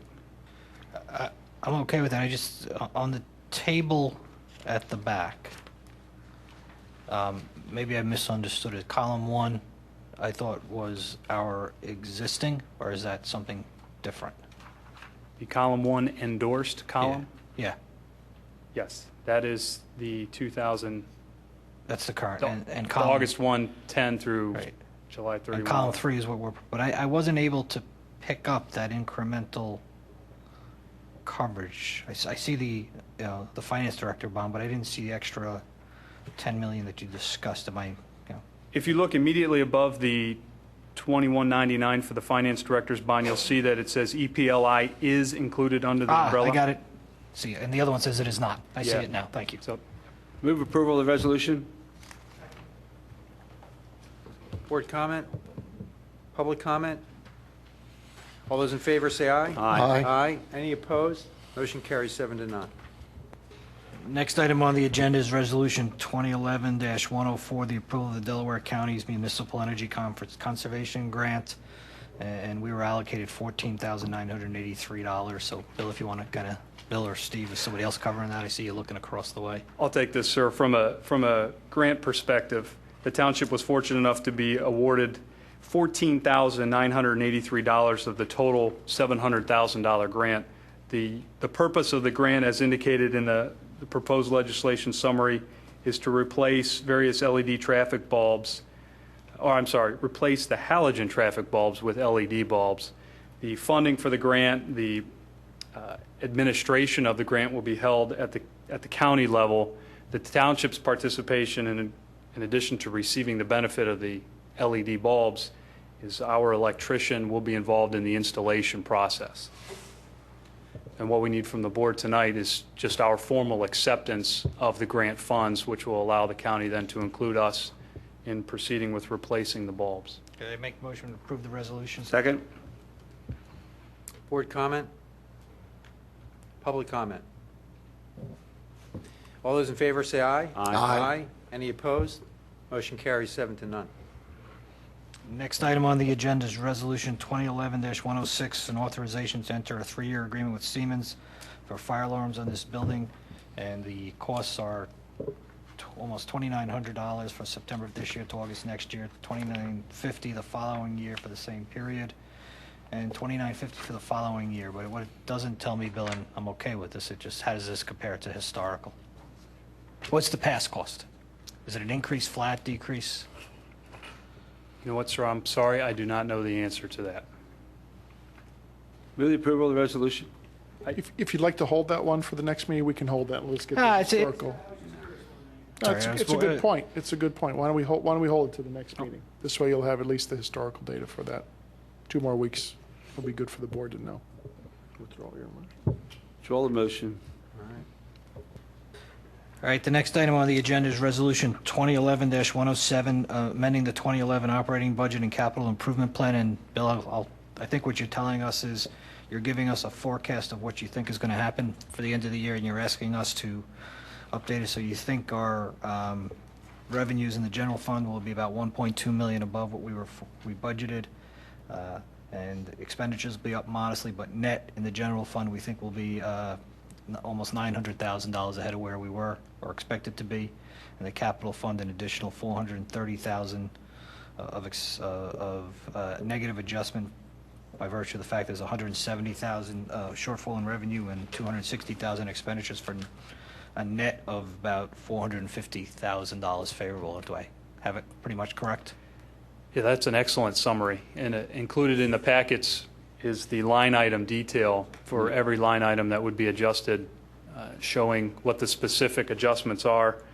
And in the proposed legislative summary, it identifies some of the major items that are included in this amendment, which would include the code red, your hurricane emergency appropriations, the stormwater impact study that was actually approved a year ago that was not carried forward into this year's budget, as well as some of the township facility improvement appropriations in the South Wayne traffic calming improvements. The one thing that I would like to note that's noted on the legislative summary, but I think it's important to note for those here and those who may be watching at home, that the amendments to the budget, more importantly on the expenditure side, isn't a blanket authority to spend the money. We still fall within the Chapter 7 of the charter that we were reviewing earlier with the public works item. So this is basically amending the legal document that says what the budgeted constraints are. Any expenditures greater than $3,000 as outlined in the charter will still require specific separate board approval at a future date, or if and when any of these projects do move forward.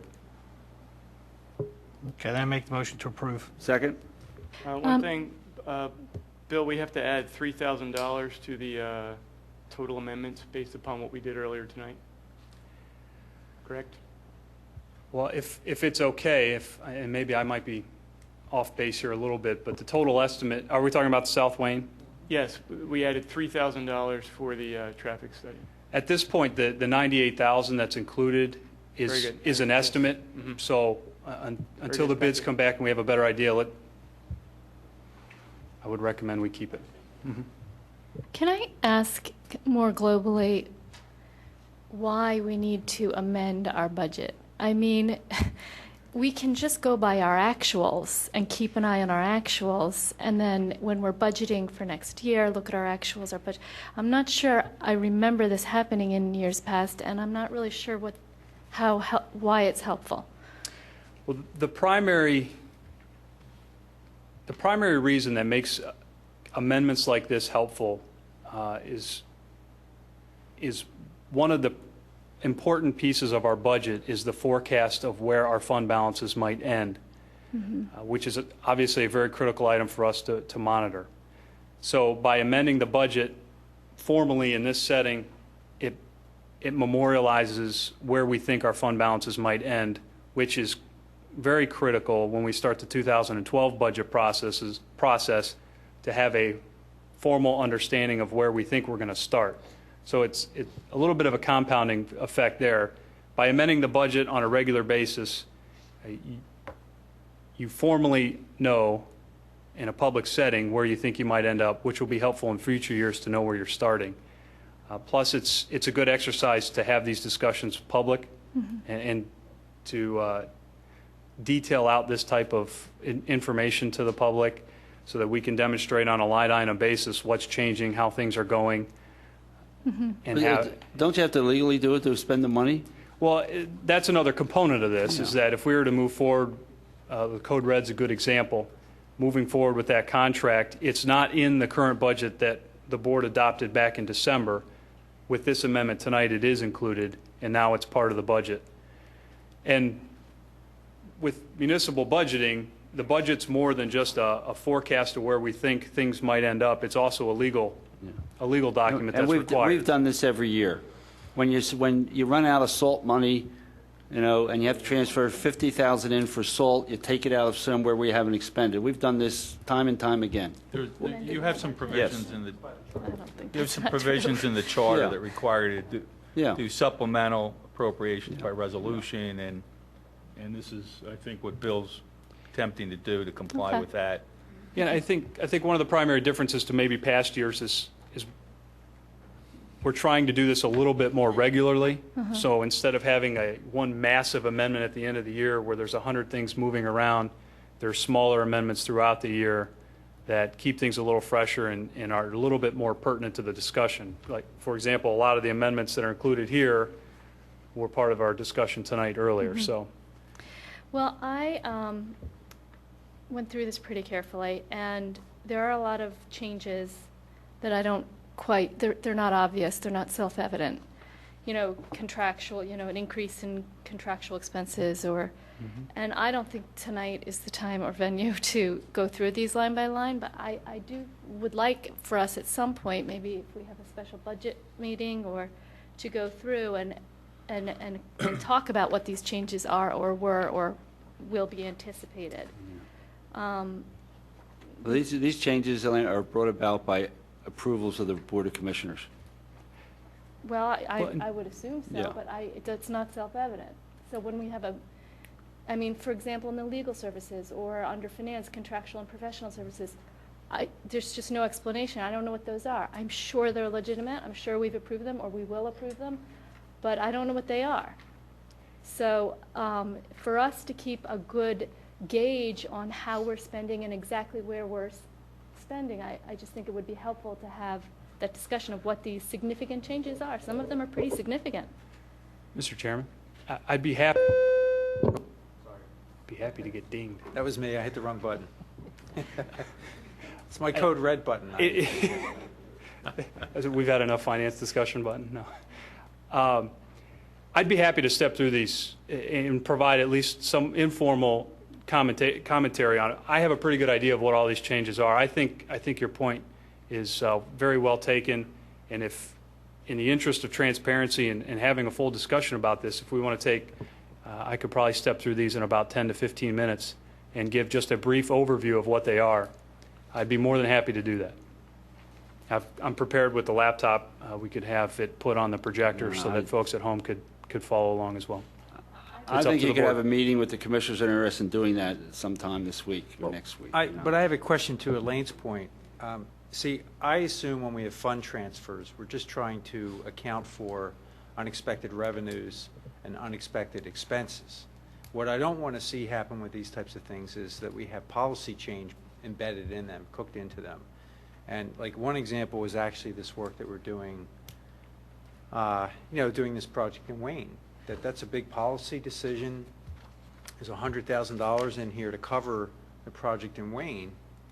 Yet the board really hasn't discussed, whether we want to spend that money. And if it's in here, then the money's already allocated then. But it's not spent until we spend it, John. Well, but it's in the Mr. budget. Chairman, I also think this is a good point because I think what has to happen is all the subcommittees of the Board of Commissioners need to meet on a regular basis, twice a month, to go through all of these, to stay out in front of this. So, I mean, that's part of the process is not having those types of meetings and trying to be able to go through. So, I think this is a good conversation because I think a lot of the different committees and that there's topics that conversation and discussion could be had in those types of settings where you actually go through a lot of this process, which would be quite a few subcommittee meetings every month, which would be good. And then again, probably would eliminate some of this, the time and discussion here that can be vetted out in the public input. Because I know a couple meetings we did have,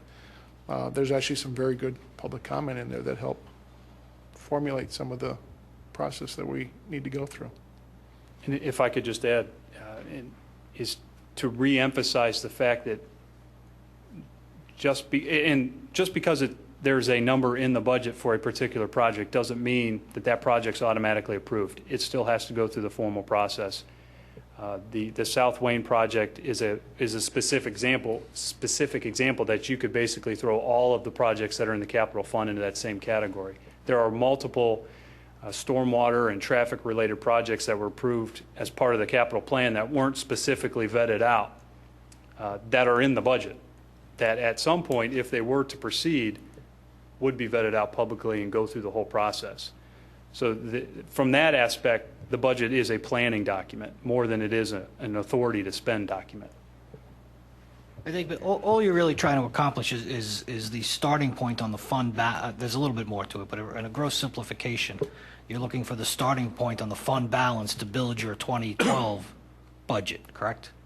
Yes, but to Commissioner Schaefer's point, that there's been a lot of changes throughout the year where certain things are trending differently than what we had anticipated that are built into this. With some are in contractual services. There's the legal services are trending higher. Those types of things that I think I would be happy to step through to make sure that there's no sleight of hand and everyone understands exactly what's going on. I can either do it in this forum or a separate forum, whatever the board thinks is the best route to go. The one thing that when you have this discussion, because we've had this conversation about how in business your budget, quote unquote, doesn't change. You may have forecasts, but your budget doesn't change. When you present the 2012 budget, I'd like to see the starting point we had as well as this revised, if that's feasible. Sure, and what I tried to do when I organized this is there's the original budget column. That's basically what the board approved back in December. That's where we started, and we're tracking each amendment separately. The one thing that I think you were looking for that we've been able to build throughout this year is more of a monthly forecast of how things might transpire. But from this aspect, you can see where we started in the amendments that have taken place through the year, including what's being proposed now. Well, just to make my point, again, I think it's important. We heard from the survey results that people want to feel like they're informed, that the information's available, and that it's clear and easy to get to. I myself am unsure of what some of these changes are, and I am very familiar with this budget. So I know there are people out there who are like, if they call this up, will say, well, what does that mean? Why is this going up so much? Why is that going up down so much? Because it's not self-explanatory. So I would appreciate, not tonight, I know it's late and nobody wants to do it tonight, but that we have a subcommittee meeting of the finance subcommittee and we go through these changes because they're important. Some of them are over $500,000. Well, if I could request of the board 10 minutes, is that acceptable? I can step through this? We've been arguing about this for 10 minutes. Just do it. Yeah, we could be done by now.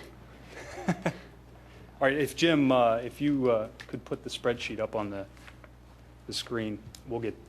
What I'll do is step through just the expenditures in some of the highlighted areas. The contractual services, that represents changes for similar to the stormwater study that was approved last year. There were certain items included, including the survey that was approved last year that in the transition from one budget year to another, without an encumbrance system in place at the end of last year, some of those items fell off and need to be rebudgeted. So that's the primary driver behind the increases in there. The legal services is basically we're having to spend more per month in legal services than we had anticipated. There are two primary drivers behind that. First and foremost is litigation, things that are for the most part outside of our control. The other part of that is development, subdivision and land development, that there is a corresponding revenue increase in the general fund that's also included in this table, that it's offsetting those costs. Where is that? Where is the revenue show? If you go, well, I'll go since I. If you go under license and permits, it's the cell that's highlighted, the $38,500. We created a special line item revenue under license and permits for midway through this year to start accounting specifically for that activity. So we're starting, a lot of that $38,500 is catch up from 2010 into this year, but that is offsetting some component of the increase in legal fees. Okay, that's good to know. Finance, most of the activity there is the moving around of account coding. We had the $15,000. We're accounting for a portion of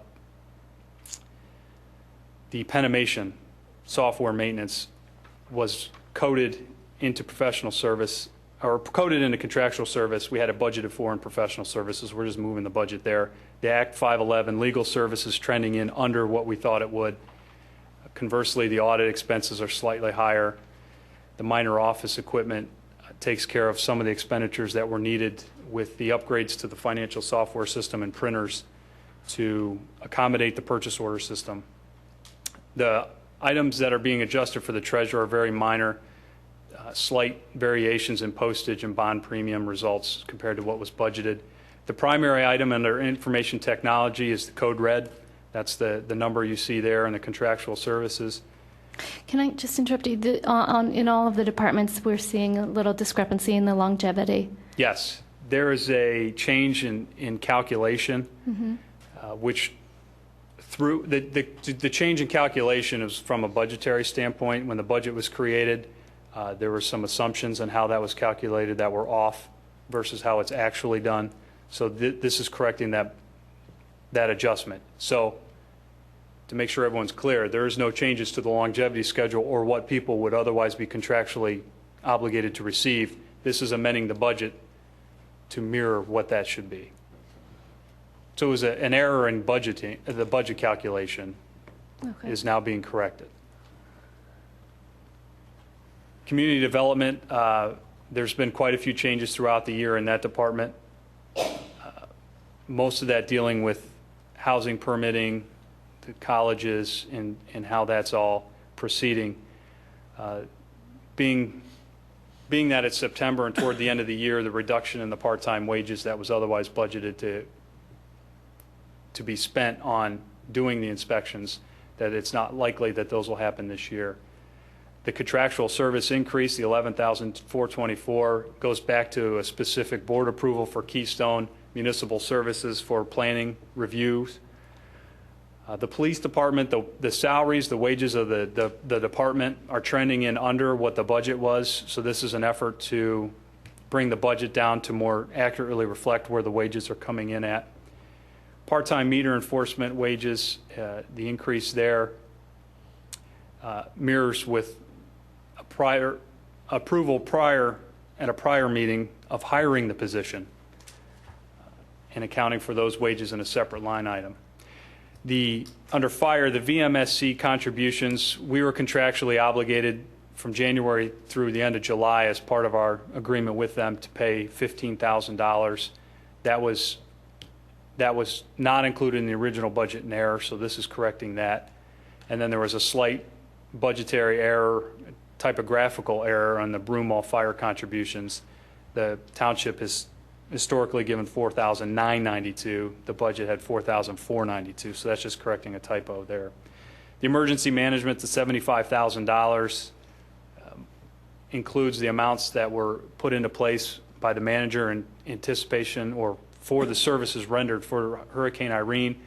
What we are doing administratively right now is going through those costs, and we'll be allocating them appropriately between those various line items.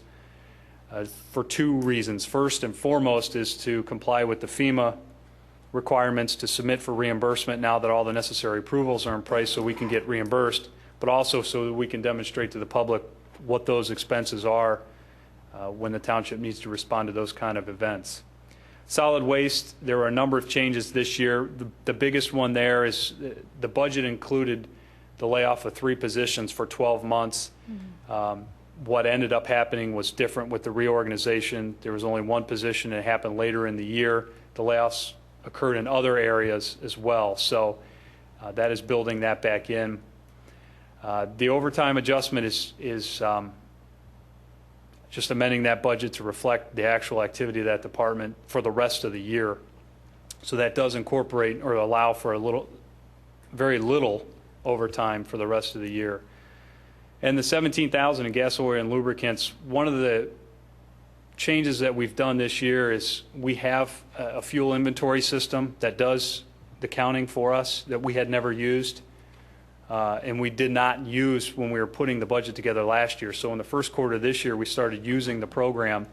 And so what we found is the actual allocation of fuel in prior years was off, and it's being corrected now based on what's actually being used through the fuel inventory system, which basically tracks every single vehicle and what the fill-ups are and how many gallons of gas is and what the price of the gas was when it was purchased. So we have a much better accounting for it. So there are some, but in my opinion, the prior year's numbers are probably off because it was an estimate that was done at the beginning of the year and carried forward for the entire year instead of what we're doing now is tracking it every month. Engineering, with the resignation of the full-time engineer, has kind of hit the reset button on this departmental budget. The $75,000 of the $100,000 represents the stormwater study that the board approved in 10 that has been paid for in 11 where the budget was in 10 and did not get carried forward into the current year. That will be corrected in future years with our online purchase order system and encumbrance system, whereas contracts entered into in the current year that aren't expended by the end of the year will be carried forward into future years, so we won't have this issue of having to rebudget for projects that carry over from year to year. Snow and ice, this represents the amendments needed based on the salt purchases from the last winter. Parks and Rec Administration adjusts for some of the wage changes there. Most of that $11,500 is changing the part-time program coordinator that has been assisting the department for most of this year. It's in prior years it was posted for down in rec programming. The actual accounting now is coming out of Recreation the administration department. So in all likelihood, at the end of the year, there'll be an offsetting reduction in the parks, the programming aspect of that. I don't have it in here yet because I don't know all the assumptions and all the different things going on just yet, but that's my anticipation. Parks maintenance, the big one was gas, oil, and lubricants again. That goes back to the accounting system. The shade trees, the $35,000 there is in response to the tree inventory and some of the items that have been identified in terms of trees that need to come down township wide. And that will be coming back before the board as well. The Chanticleer program, the total amendments there's none proposed in this amendment, but at a prior amendment earlier in the year, we had added appropriations that basically account for all the donations Chanticleer's made to the township. And those are the funds that will be utilized in what we had discussed earlier in the tree planting. The library, the $15,000 there represents an increase to the budget needed for the HVAC repairs that were done earlier this year. The $4,000 in parades represents $4,000 that was not paid last year for I believe it was the Garrett Hill Parade that was paid for this year instead. The adjustments made under the insurances are just adjusting to bring the budget in line with where trends are at. So the workers' compensation came in well under what we thought it would after the renewal, and health benefits are doing slightly better, whereas our renewal, while we're, at least I'm pleased with the renewal, it was slightly, on the liability insurance side, it was slightly higher than what we had budgeted for. So those are the general fund. That's the bulk of the adjustments. Some of the items in the sewer fund are basically cleaning up items. As noted on the legislative summary, the net impact of the sewer fund is zero. We are reducing revenues by the same amount as we are reducing expenditures. The sewer rent revenues are coming in about $238,000 lower than what was originally anticipated. We anticipate that a large portion of that being offset by reduction in the RHM Sewer Authority rental payments, because those two are both based on water usage. So as the revenue trends downward, therefore our contribution to RHM trends downward as well. I don't have that dollar for dollar in here because I'm not 100% confident on how those two correlate yet. But the difference is being offset in a reduction of the capital improvements to make that a budget neutral amendment. Liquid fuels the primary adjustments there are allocating a large portion of our salt expenses to the liquid fuels fund. This is actually benefiting the general fund by the $116,000 by utilizing these dollars to pay for that portion of our salt, as well as amending the road resurfacing budget to bring that in line. So again, the bottom line impact of the liquid fuels fund is neutral, a $0 impact. And then finally, the capital improvements fund.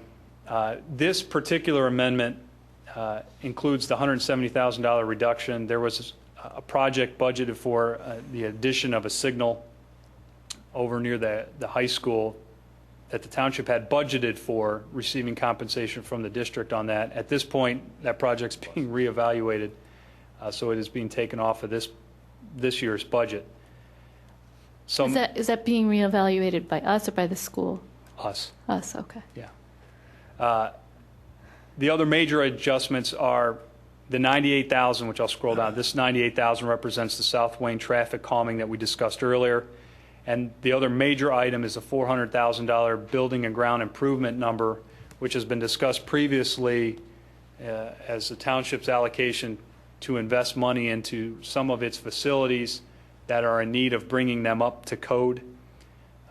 So again, and this is where it's important to stress that these numbers here are planning numbers and they're legal limits, but ultimately anything over $3,000, any project that exceeds that amount is going to have to come through the public process and be reviewed publicly before it's adopted or approved and before any dollars are spent toward it.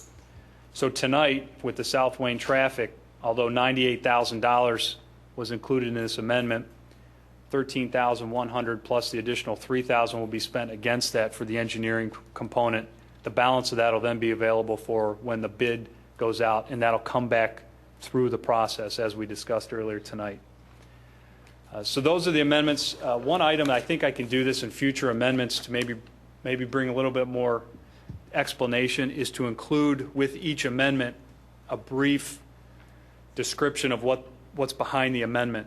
I just kind of ran out of space with this one because trying to show original plus all the amendments in a total, I could do it in real small font, but I don't think anyone would thank me for that. But in future amendments, we can include some sort of variance discussion to describe what's going on. Maybe that'll help Yeah, I think that'd be really helpful.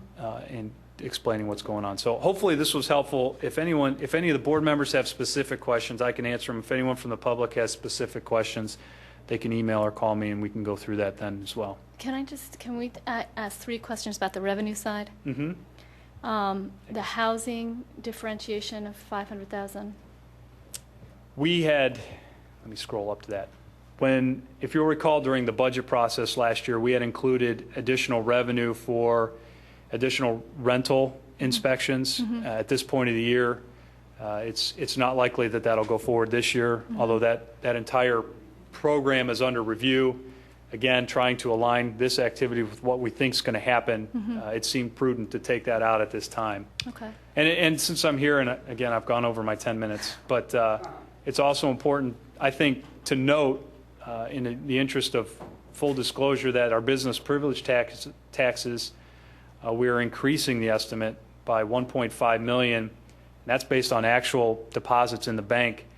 So that is certainly good news. It's certainly good to be on that side of an amendment. I think what that also does, though, is brings to light some estimating and some forecasting issues that we're going to have to try to figure out. And that's one of the items that I've actually talked with the CARFAC about, helping and trying to determine appropriate forecasting, because this is an item that could swing by over $1 million from year to year. All right. It could, and with very little heads up, from our standpoint, since it's a lagging revenue. It's based on historical events, so we'll have to figure out how to forecast that moving forward. But from a good news standpoint is that this year's is trending much, much higher. So, Bill, I'm going to put you and John on the spot. Did you have a chance to talk to John about the quarterly discussion we had, or did you not have a chance yet? I'm sorry. So we talked about, is there a way to perhaps get some of this on a quarterly basis so we had a better signal? Yeah, I have not had that conversation with John yet, so that is definitely something we could look at, and requesting additional disclosure from businesses if they're willing to give that to us. So. We just don't want to do anything to put it at risk, John. All right. Yeah, no, Thanks, it'll all Bill. go through John first. Bill, thanks for that update. That was very informative. At this point, public comment on Resolution 2011-107. Seeing none, all those in favor say aye. Aye. Aye. Any opposed? Motion carries 5-0. Noting Commissioner Mahoney and Nagel's absence on that vote. Next item on the agenda is an update from the CBFAC, and I say, Sarah, are you the speaker for them, or what's the plan here? This is actually a update from, since Bill spoke for the last 10, 15 minutes, he'll actually go through the CBFAC report and kind of give an update here based on this. So Bill, step through.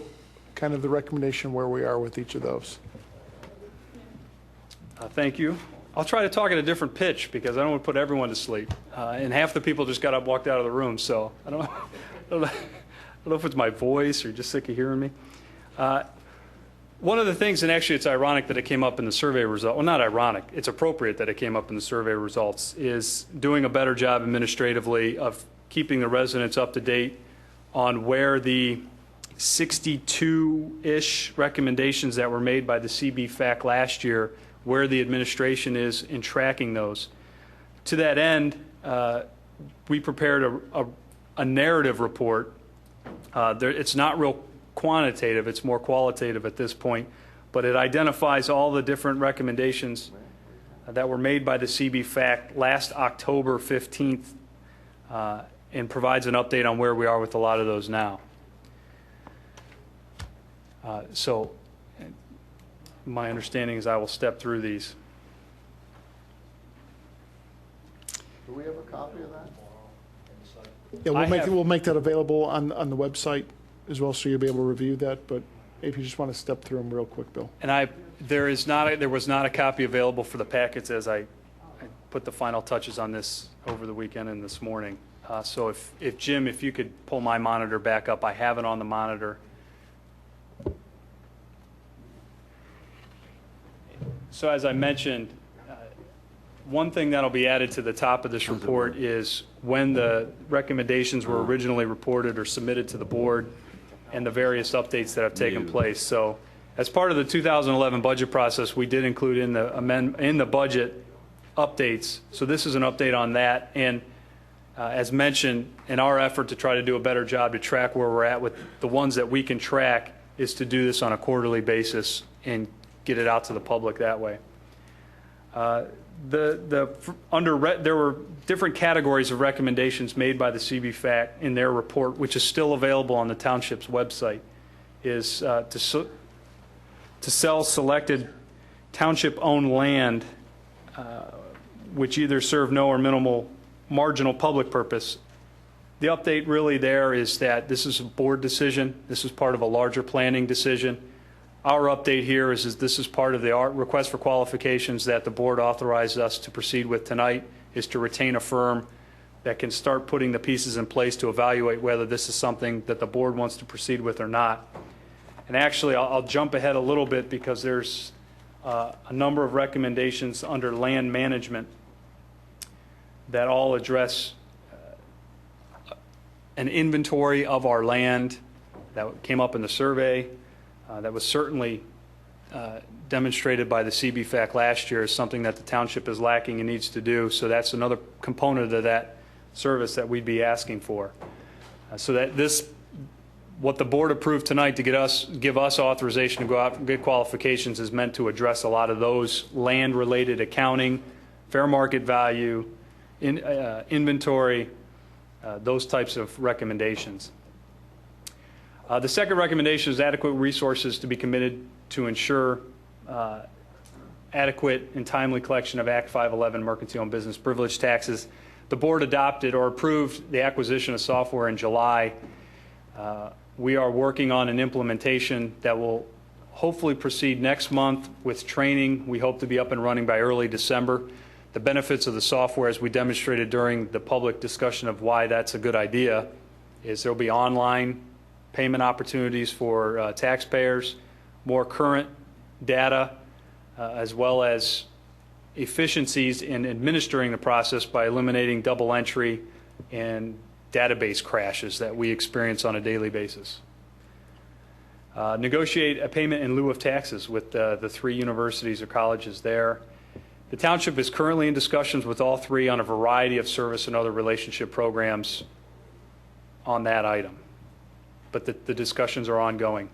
The leasing of office space in the township building. The township currently does lease approximately 1,700 square feet to Pays Boa on the 2nd floor, which generates about $42,000 a year in income. What we're doing right now is we've moved some of the administrative offices around, which potentially could free up a couple hundred more square feet to a very small 1 or 2 person office upstairs. The one thing that we did want to note after confirming with our bond counsel last year is that the folks that are potential leasees, those are tax-exempt bonds used to construct this facility, so we have to be cognizant of the income tax, the IRS implications of who we lease to. Pays BOA works because they're a tax-exempt entity themselves. So that limits our prospective leasees out there, but it's still something that we're evaluating. In addition to the other discussions about the facility as a whole. Charge for services provided to other organizations. The CBFAC goes in a couple different areas in their report here. Specific to the police extra duty, the recommendation was to have the benefit percentage that is added on for police extra duty be increased to better recover the full cost, which was done with the 2011 consolidated fee schedule. So for that one, that we did do that one. The other part of the recommendation was applying the charges to all tax-exempt organizations, and the official response on where we're at right now is that those are the township has made improvements in charging at least a minimum fee while working with the organizations that ultimately provide some sort of community event that benefit the entire township. So we're trying to find some medium ground there. And we've done that with some, and we're still working on it with others. Perform an audit of the cable TV franchise license and permit fees. Our intention is to complete that audit. We actually have a couple auditing firms that are interested in assisting us with that.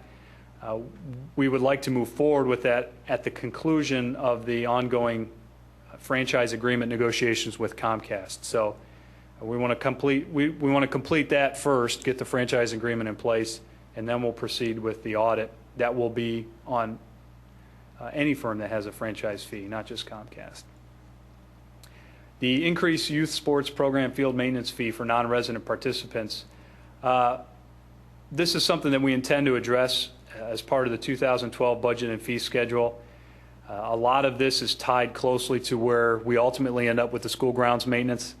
So as one goes, and that's another recommendation later on in the report, as one goes, this will kind of follow suit as needed. Create a Radnor Parks voluntary contribution program. Well, the CBFAC in their report, in their study, delineated or I don't know how to, talked about what could be perceived as essential municipal services and what may not be, and parks seem to fall in the not essential category based on the survey. What we're trying to do here is make it so we're not taking a stance on that. Basically what we're saying is we are working with corporate sponsorship to help offset costs for various events, and we do recognize that any kind of assistance we can get in help offsetting our costs is hopefully along the same lines of where that recommendation was going, to help offset the costs of park maintenance without making it a tax burden. And in our response here, I tied this to the next recommendation, which is corporate naming rights for selected township assets. And we haven't really gotten to that point yet, but I did want to note that as part of we have received and solicited and received $8,800 to date from corporate partners to help offset the cost of various events. So the number's not that staggering yet, but it's $8,800 more than in prior years, and it's in that direction. Moving on to the expenditure recommendations, which is the bulk of the recommendations. The reduced total employee expenses by 8% in 2011. And without directly having this discussion during the budget process, it was determined that the $1.3 million, which would have equated to, that would have been necessary for the reductions there, it was determined that the layoffs necessary to achieve those kind of savings would have come at a significant impact to services. So it was determined that the services were to be maintained. And with that level of reduction, the service reductions in most likely scenarios would have spread across basically all township functions. So we didn't have a specific discussion on this, but that's where the budget discussion ultimately ended up. As we discussed with the reorganization, we've created a position for HR. One of the primary responsibilities of that position is to make sure that employee-related expenses are accounted for and are up to date and are accurate, and we're paying for what we should be paying for, and we're correcting a lot of things that had slipped through the cracks during the massive amount of changeover that has occurred here over the last couple of years. So while the 8% is aggressive recommendation, we are doing what we can within the contracts that exist now to try to contain costs as best we can. Bill, can I comment on that one for a sec? Because I think it's, based on your explanation, an inaccurate description to say it's incomplete. We accepted the recommendation and essentially said we disagree with it. Well, I put incomplete there because there was no specific board discussion, and I didn't know what else to call it because there was no specific board discussion that said, yes, we're doing this, no, we're not doing it. So at this point, it was something that was not completed. But it was addressed, and there were layoffs. There were some layoffs, and there were some reductions, but all within the confines of maintaining services. Yeah, and the expenses and the layoffs that took place as part of the reorganization and the position eliminations there, those are helping to offset other increases that that are occurring as a result of the contracts that we have in place, the health care that goes up. So the recommendation, as I understood it, was an 8% reduction off of where we were in 10, which would, you start by taking off all the increases that would otherwise realize and then go down 8% from there, which would have come at a significant service reduction. So the implementation of a moratorium on acquisition of any land or open space under review by the Board of Commissioners. At this point, to the extent that fundraising would have to be raised, the administration agrees that we're not in a position to make those acquisitions now, and we just left it at that, given some of the other larger issues that surround public or the acquisition of open space. The assess and document the true cost to own, operate, and maintain many of the township-owned or sponsored facilities. This is another one of the recommendations that's tied to the request for qualifications that the board gave us authorization to go out and get tonight, is to get the inventory and accounting in place, get the fair market value, and start putting together the numbers on how much it does cost us to maintain all of our facilities, so that we can have that information if and when the discussion comes about evaluating them. The reduction of legal expenses, to the extent that we can control them, we've entered into retainer agreements with our solicitor and with Labor Council. The primary purpose behind those retainer agreements was to reduce those costs, to make them more predictable, to help not have the significant swings upward or downward. So to the extent that we can control that, those retainer agreements are in place. However, as I noted earlier during the budget amendment, there are certain aspects of what we pay legal services for that are outside of our control that we have to fund. Litigation matters, to a large extent, are outside of our control, and those continue to happen regularly, as well as any kind of increase in development will generate larger legal expenses. However, as noted, we are now being reimbursed for those costs by the developers, so the bottom line impact of that should be neutral. Not should be. When accounted for properly, will be neutral. Mandate within legal limits that employees use accrued vacation. The tricky part of that is within legal limits. There are collective bargaining agreements that are in place, as well as prior practice that we cannot undo, we cannot supersede. But within legal limits, we don't disagree that that's something that should be done. Perform utilization and staffing study of the police department. This is something that I know the new superintendent has been working on since his arrival in February and will be part of the 2012 budget discussions with regard to where the police department is staffed at. Elimination of the commissioner stipend for 11, incomplete. That's another one that I wasn't really sure what the appropriate term for the status was. It was not something that was decided upon and would be up to the Board of Commissioners. Recommendation number 8 under expenditures is review and evaluate the township's ground maintenance agreement with the school district. The township administration. Bill, on Yes, the sir. commissioner's stipend, that's in the charter, so it would require charter revision if we're going to do something with it. Yeah, and charter reviews in process. I will update the recommendation to include that if it's yeah. I apologize, I did not go through the charter to double check that, but if that's the case, we can amend this language here to include that it is in the charter. Review and evaluate the township's school grounds maintenance agreement with the school district. That's something that the administration has been working on. We've worked with the school district on identifying the cost, the township's direct cost, as well as the credit that the school district receives as a result of the township utilizing their facilities. We've come to a number, and we're currently working with the school district on finalizing that issue. We anticipate by the end of this year, we should know where that situation stands. I have September in here, but based on our discussions earlier, perhaps that should be pushed back later. Explore shared service agreements with neighboring townships.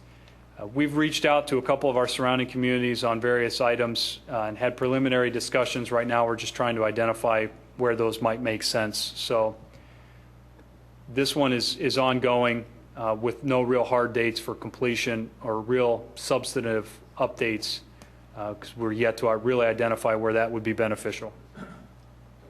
Not that it's not beneficial, we just haven't had the opportunity to identify where it might be.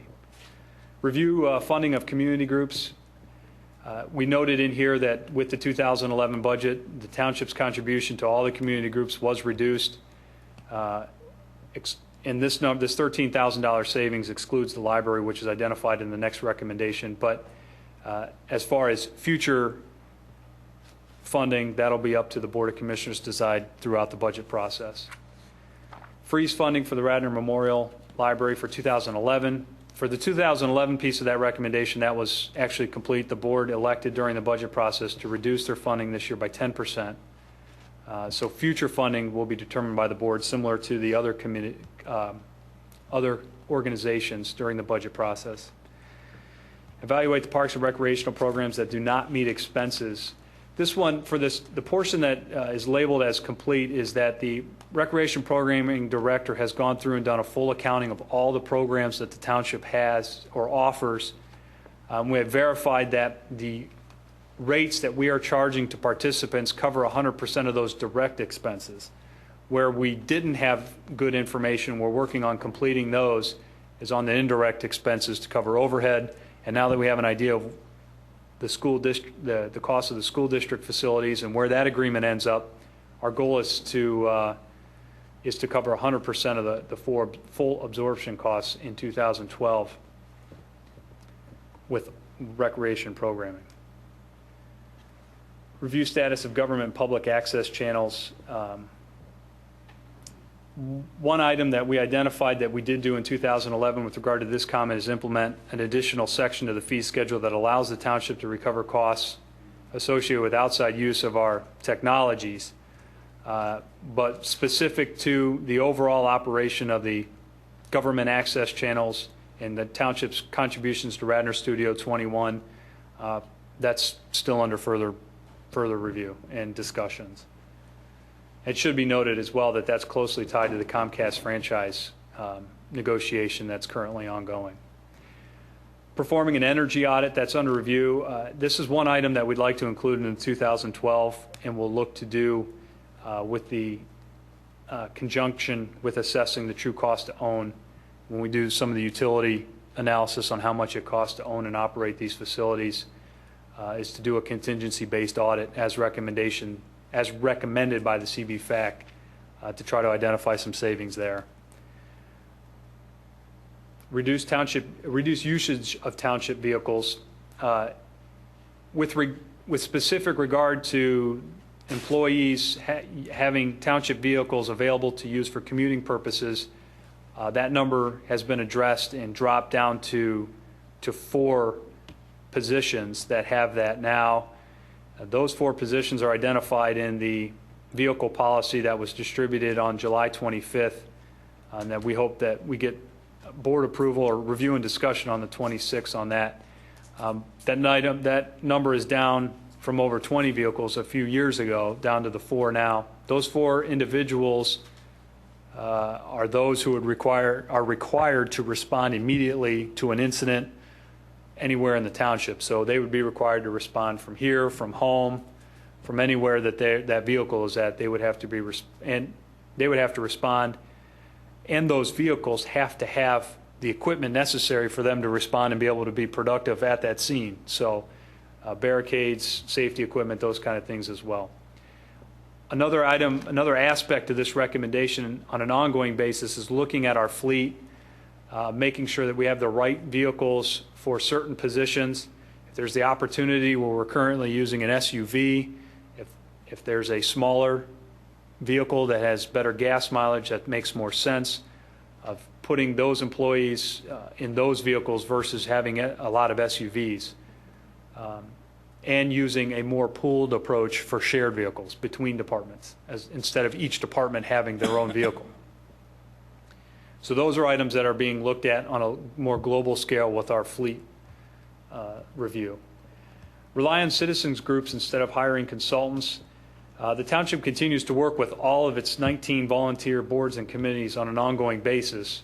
The ultimate decision on whether we use those 19 boards or committees to give recommendations or to provide analysis is up to the board. And so that one's ongoing and up to the board.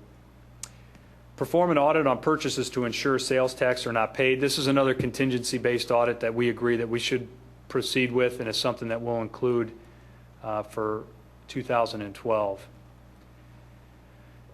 Continue to improve efficiencies in trash collection. This is something that I know that the new Public Works Director is looking at. One of the underlying purposes of the reorganization that was approved by the board in May with the additional layoffs and the resource allocations was to reduce some costs as well as improve managerial efficiencies. This does not speak to the day-to-day efficiencies that might be out there for the actual collection. That part of it is still ongoing, and to be perfectly honest, will be something that will always be ongoing. I'm not sure there's really a start and an end date to this recommendation outside of something that we should always be evaluating and looking for cost savings. With specific regard to the recommendation from the CBFAC to go with the lowest bidder, it was determined that if outsourced, this goes back to the payroll and employee-related expense reductions, that the impact to service would have been so great that it was not feasible, that the maintaining of township services had a heavier weight than any kind of cost savings that would have been otherwise realized. And those cost savings weren't even very tangible with a lot of the collective bargaining agreements, stipulations, and whether or not there would have been additional fees associated with the collection if an outsourced company was used. So the process itself will continuously be ongoing. Adopt a mandatory rear yard pickup for all single-family rental homes. It was determined that this item is not something that the township could legally do based on the recommendation of the solicitor, so we're not anticipating moving forward with this item.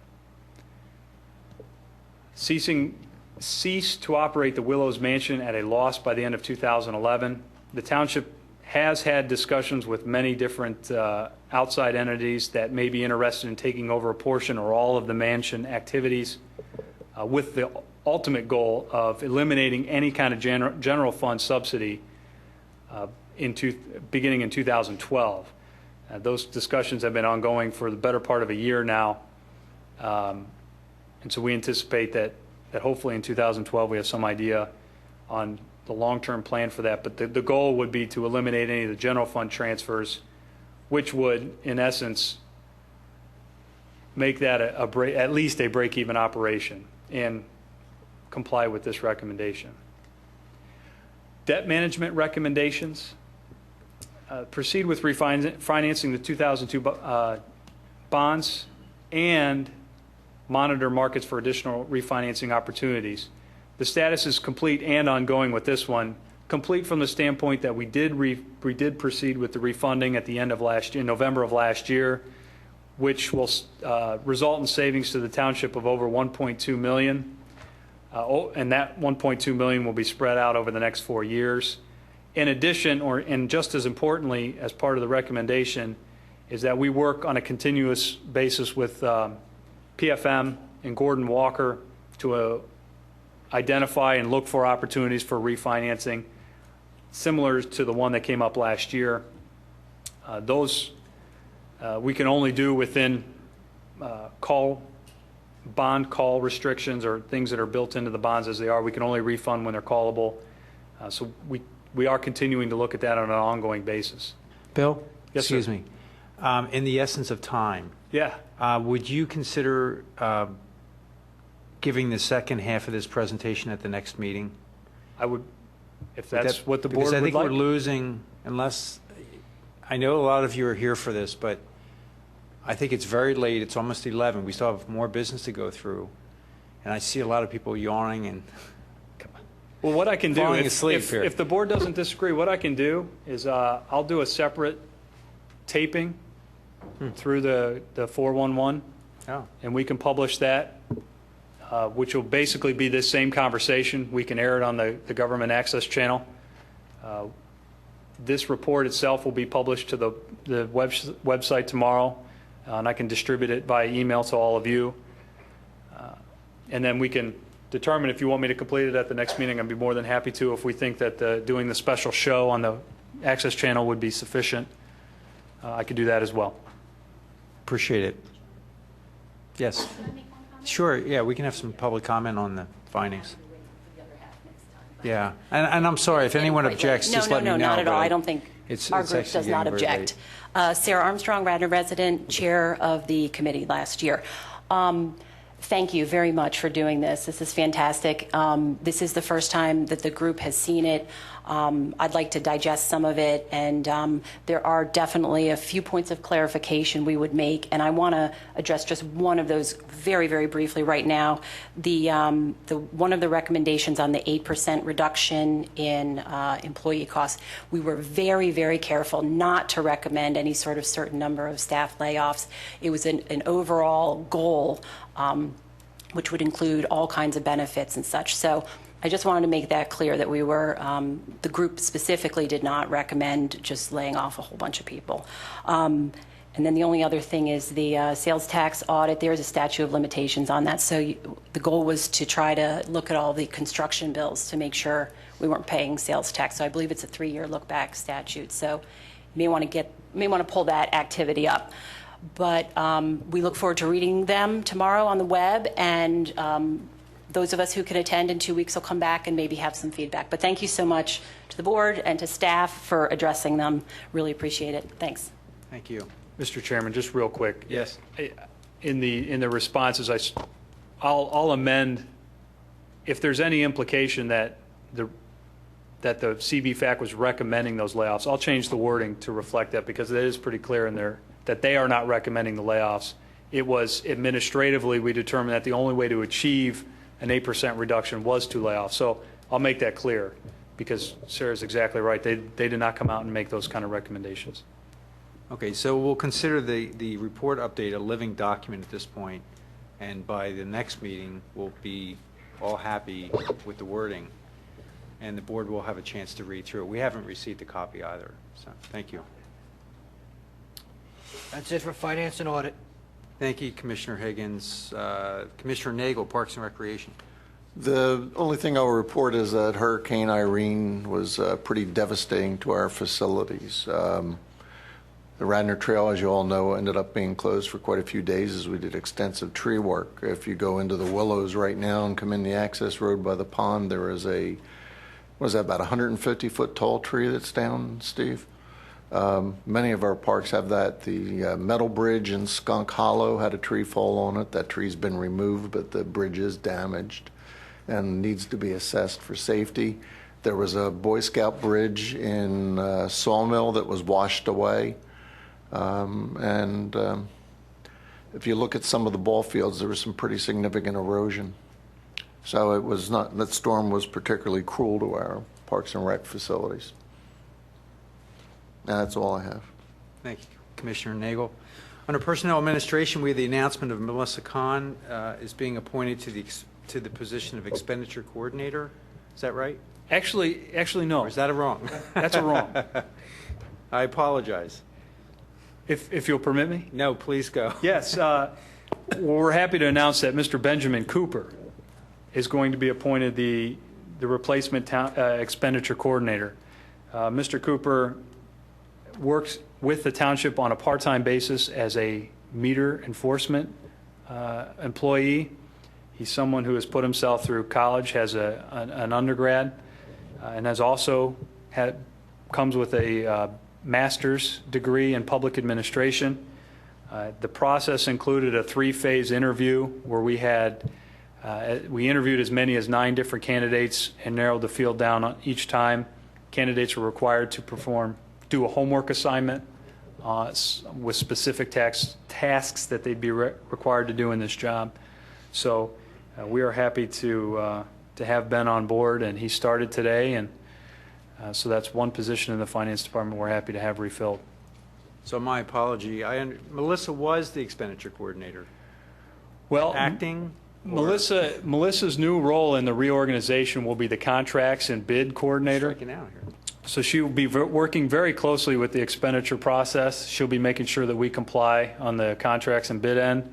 Our previous expenditure coordinator, Mary Lou Nepshield, accepted the role as the full-time HR and finance coordinator, which is what prompted this position to be vacated. So, thank you. Thanks You're for welcome. clarification. Mm-hmm. I think I'll quit while I'm ahead here. Public Safety, Commissioner Mahoney. The first item on the agenda is the approval of the Staff Traffic Committee minutes for August 16, 2011. You have those minutes before you. Any questions or comments? Yes, can we change approval to acceptance? Yeah, we've talked about that in several meetings. We don't approve these minutes, we accept the minutes. Accepting. Okay. That would be fine. Do I have a second on that? Well, Second. no, we have to move the approval. We I'll haven't move even, the I'm sorry. I'll move the acceptance. Okay. second. Is that Nagel? Yep. I just have one comment. The issue of parking on Garrett, I don't have my notes in front of me, but this is not exactly what I think we left that meeting with, but it's close. Basically, we looked at allowing parking overnight at the Emlyn Tunnel Field lot from dusk until the first field use at that field the next day. The point is, we limit parking there from midnight until, I think, 6 a.m., and that's not really very beneficial to the residents that live on that street. So we're trying to relieve some of the stress there. But I'll look forward to the staff traffic meeting at the next meeting. That's my only comment. Any other board comment? Public comment? Seeing none. All those in favor say aye. Aye. Aye. Any opposed? Motion carries 7-0. The next item is Resolution 2011-103 for the upfitting installation of emergency lighting equipment in the 2011 Dodge Charger. You have before you a memo from Sergeant Flanagan outlining this. Superintendent, would you like to handle this? Yes, Commissioner. This is for the lighting package for a 2011 Dodge Charger. This went to bid process. The low bid came in at $7,712. This is an unmarked vehicle. If we get this lighting package, it's going to be used primarily for traffic and speed enforcement. However, it also can be used for undercover capabilities. I would move the approval of the resolution. Second. Board comment? Public comment? All those in favor say aye. Aye. Aye. Any opposed? Motion carries 7-0. Next item is Resolution 2011-110, approving the additional expense of $2,289 for collision repair, or collision damage to repair vehicle number 12. Superintendent? Yes, Commissioner. This was originally approved from a prior auto accident for $3,235. However, unfortunately, during the course of the repairs, they found additional damages that required an additional $2,289. I'd move the approval of the resolution. Second. Board comment? Public comment? All those in favor say aye. Aye. Any opposed? Motion carries 7-0. The only other thing I would do, and this is echoing John's comments at the beginning of the meeting, is to thank the police department for all their efforts during the recent weather crises. I know you work very hard with staff, Bill, and we appreciate everything. So please extend our thanks to your group, okay? Yes, Commissioner, and unfortunately he left, but I really have to give credit for Sergeant George Smith. He really coordinated the activities, and he did a wonderful job. All right, thank you. All right, thank you, Commissioner. Commissioner Schaefer, Library. I just have one announcement for an event next week, September 21st at 7 p.m. David and Julie Nixon Eisenhower are going to be coming. They're not actually going to be in the library. They're going to be over at RMS Auditorium because they anticipate a bigger crowd than the library can handle. They're going to be talking about David Eisenhower's book about Dwight Eisenhower's life after he left the White House. So again, that's the 21st at 7 p.m., and you can get on the website to learn more about it. Thank you, Commissioner. Under public health, I just want to mention back, it's been about, I guess about 12 months now. The Board of Health worked on Chapter 115 Animals Amendment, and they had recommended a draft to the Board of Commissioners. The subcommittee, Health Subcommittee of the Board of Commissioners met, and we further recommended that to the Board of Commissioners. However, since that time, there have been some material changes in the processes in the township and the staff in the township, and I'm going to recommend that this go back to the Board of Health. Primarily what has happened is the SPCA in Lower Delaware County will be ceasing to be a shelter for animals that are found in the township. It looks like the county may be moving towards what they call, and I don't want this to come out the wrong way, but what they call a kill shelter. The SPCA does no longer want to be what's called a kill shelter. They want to be simply an adoption shelter. So we're going to be faced with a decision come January of what to do with animals. And I think there's some opportunity here. We have some volunteer groups in the township that already work with feral cat populations and with rescues. And it doesn't cost us any money right now, but there's no oversight, there's no approvals, there's no guidelines for those operations. So what I'd like to see is this amendment incorporate not only the treatment of at-large animals, but also these groups that do the volunteer work to provide for an opportunity for the township to have a say in how that's done. So I'll recommend that this go back to the Board of Commissioners. It really isn't here, so we don't have to take an official action, but I just want to let the board know. You meant the Board of Health. Sorry? Send it back to the Board of Health. Yes, to send it back to the Board of Health. So, John Rice, do we need to vote on that? I mean, there's no real... Yeah, I think it's just an announcement. You're updating the rest of the board. Yeah, I wanted the board to know where it's at. It's not lost. So we'll put that back and there's some administrative input that will come from that, and some of these outside groups will also have some input. And hopefully when this comes back to us, we'll have a kind of a more complete solution rather than just the current amendment. So that's it under that. So at this point, I'll move on to old business. John, I have a question. Last year, we had entertained public request to consider an ordinance, anti-discrimination ordinance for LGBT, and that was referred to personnel. Do you give us an update on what's going on? Yeah, we've, and to that point, and also to Mr. Zinkowski's point, the subcommittees of the board need to meet more often. And so I'm going to set a meeting date of October 4th for the Personnel Administration Subcommittee. It's myself on that committee, Commissioner Nagel and Commissioner Mahoney. What I'd like to do, if that date works for everyone, I'd like to bring that issue back, and I also have some other issues. We have the Board and Commission Handbook that's been worked on for the last year. That draft will be coming to the board. I'd like to see that looked at by this committee as well. Allison sent it back today. That's right. Yeah, it did come out. Yeah, so we have that draft. That document probably, it looks good so far, but we can probably do more with that. So anyway, October 4th, 7 p.m., but I'll wait to see what the, if my fellow board members can make that meeting. So let me know in the next couple of days if you can make that meeting. It's on a non-BOC meeting week. It should be. That's it on that topic, John. Thank you. You're welcome. Any other old business? I have, just under new business, this is National Recovery Month, Prevention and Treatment of and Recovery of Substance Abuse Disorders and Mental Health Problems.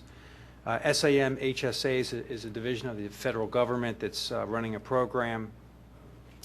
I received this rather bulky brochure from them, but I'll make sure that I give that over to the Township administration. I'm not sure if we received it on the Township side.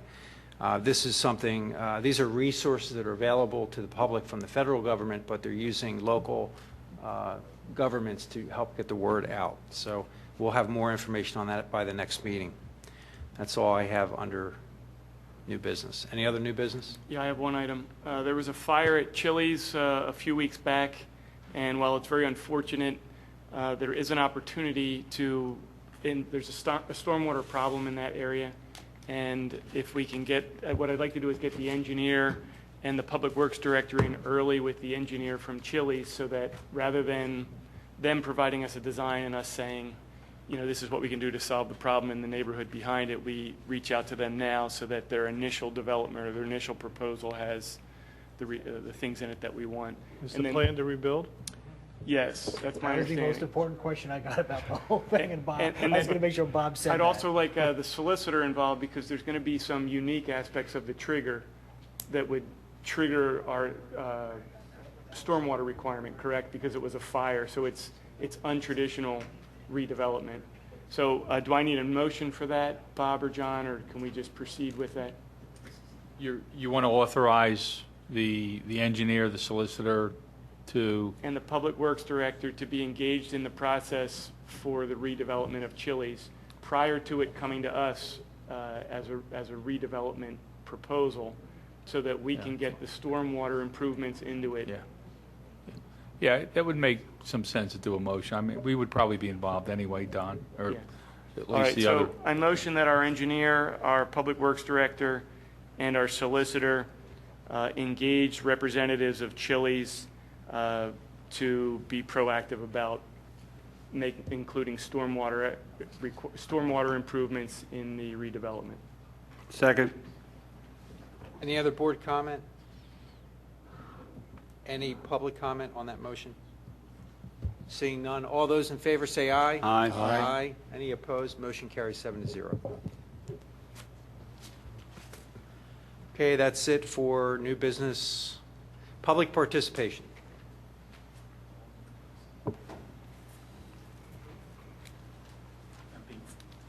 Martin Heldring, 305 Audubon Avenue. I'll be brief because I know it's late.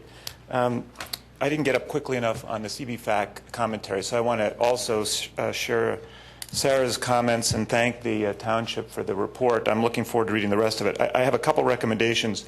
The CBFAC report in its early pages and throughout its recommendations were very specific with regard to financial metrics in terms of what the recommendations would mean in savings or revenue for the Township. And I know that's got to be part of what you want to do eventually. So I would encourage that to quickly become part of the report. We're now approaching a year since it was done. And secondly, in the survey, there's a lot of information up there, but the word dashboard was used.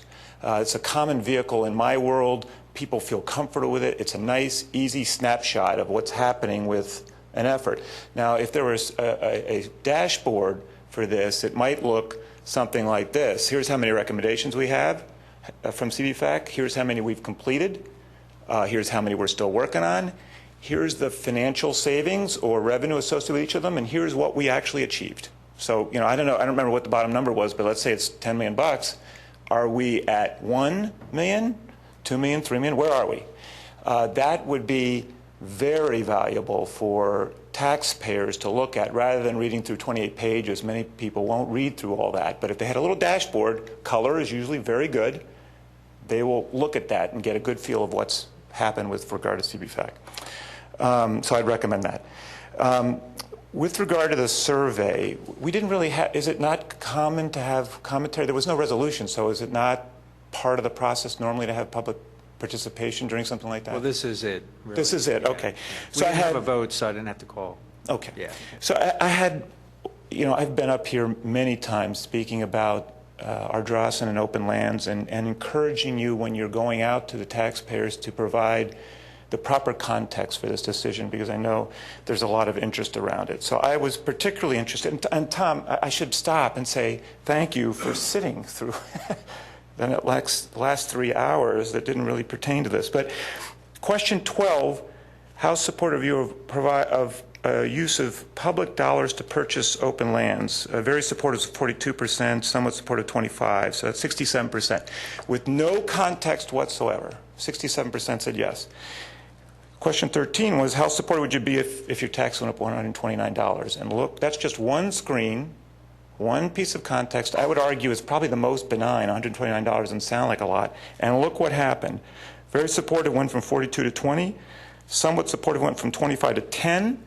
And your negatives doubled.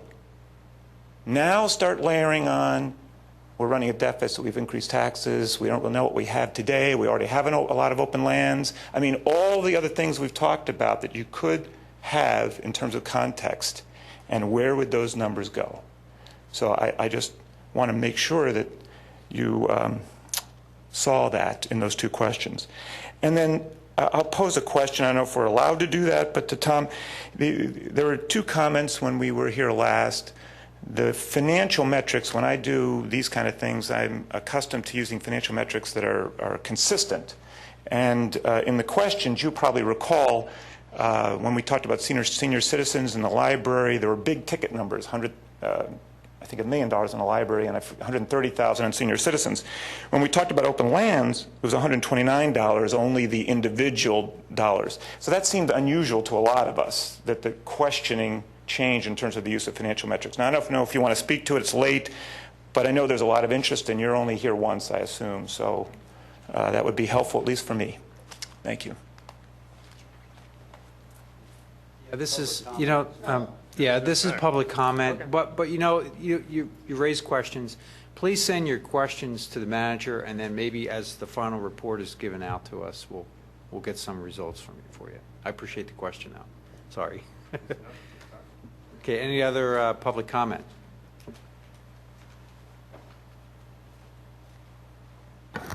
And I, too, will be brief. I'm Mimi Auchincloss, 121 Cornwall Lane. I had 4 or 5 technical questions I want to ask Mr. Speaks. Do you prefer that I email them?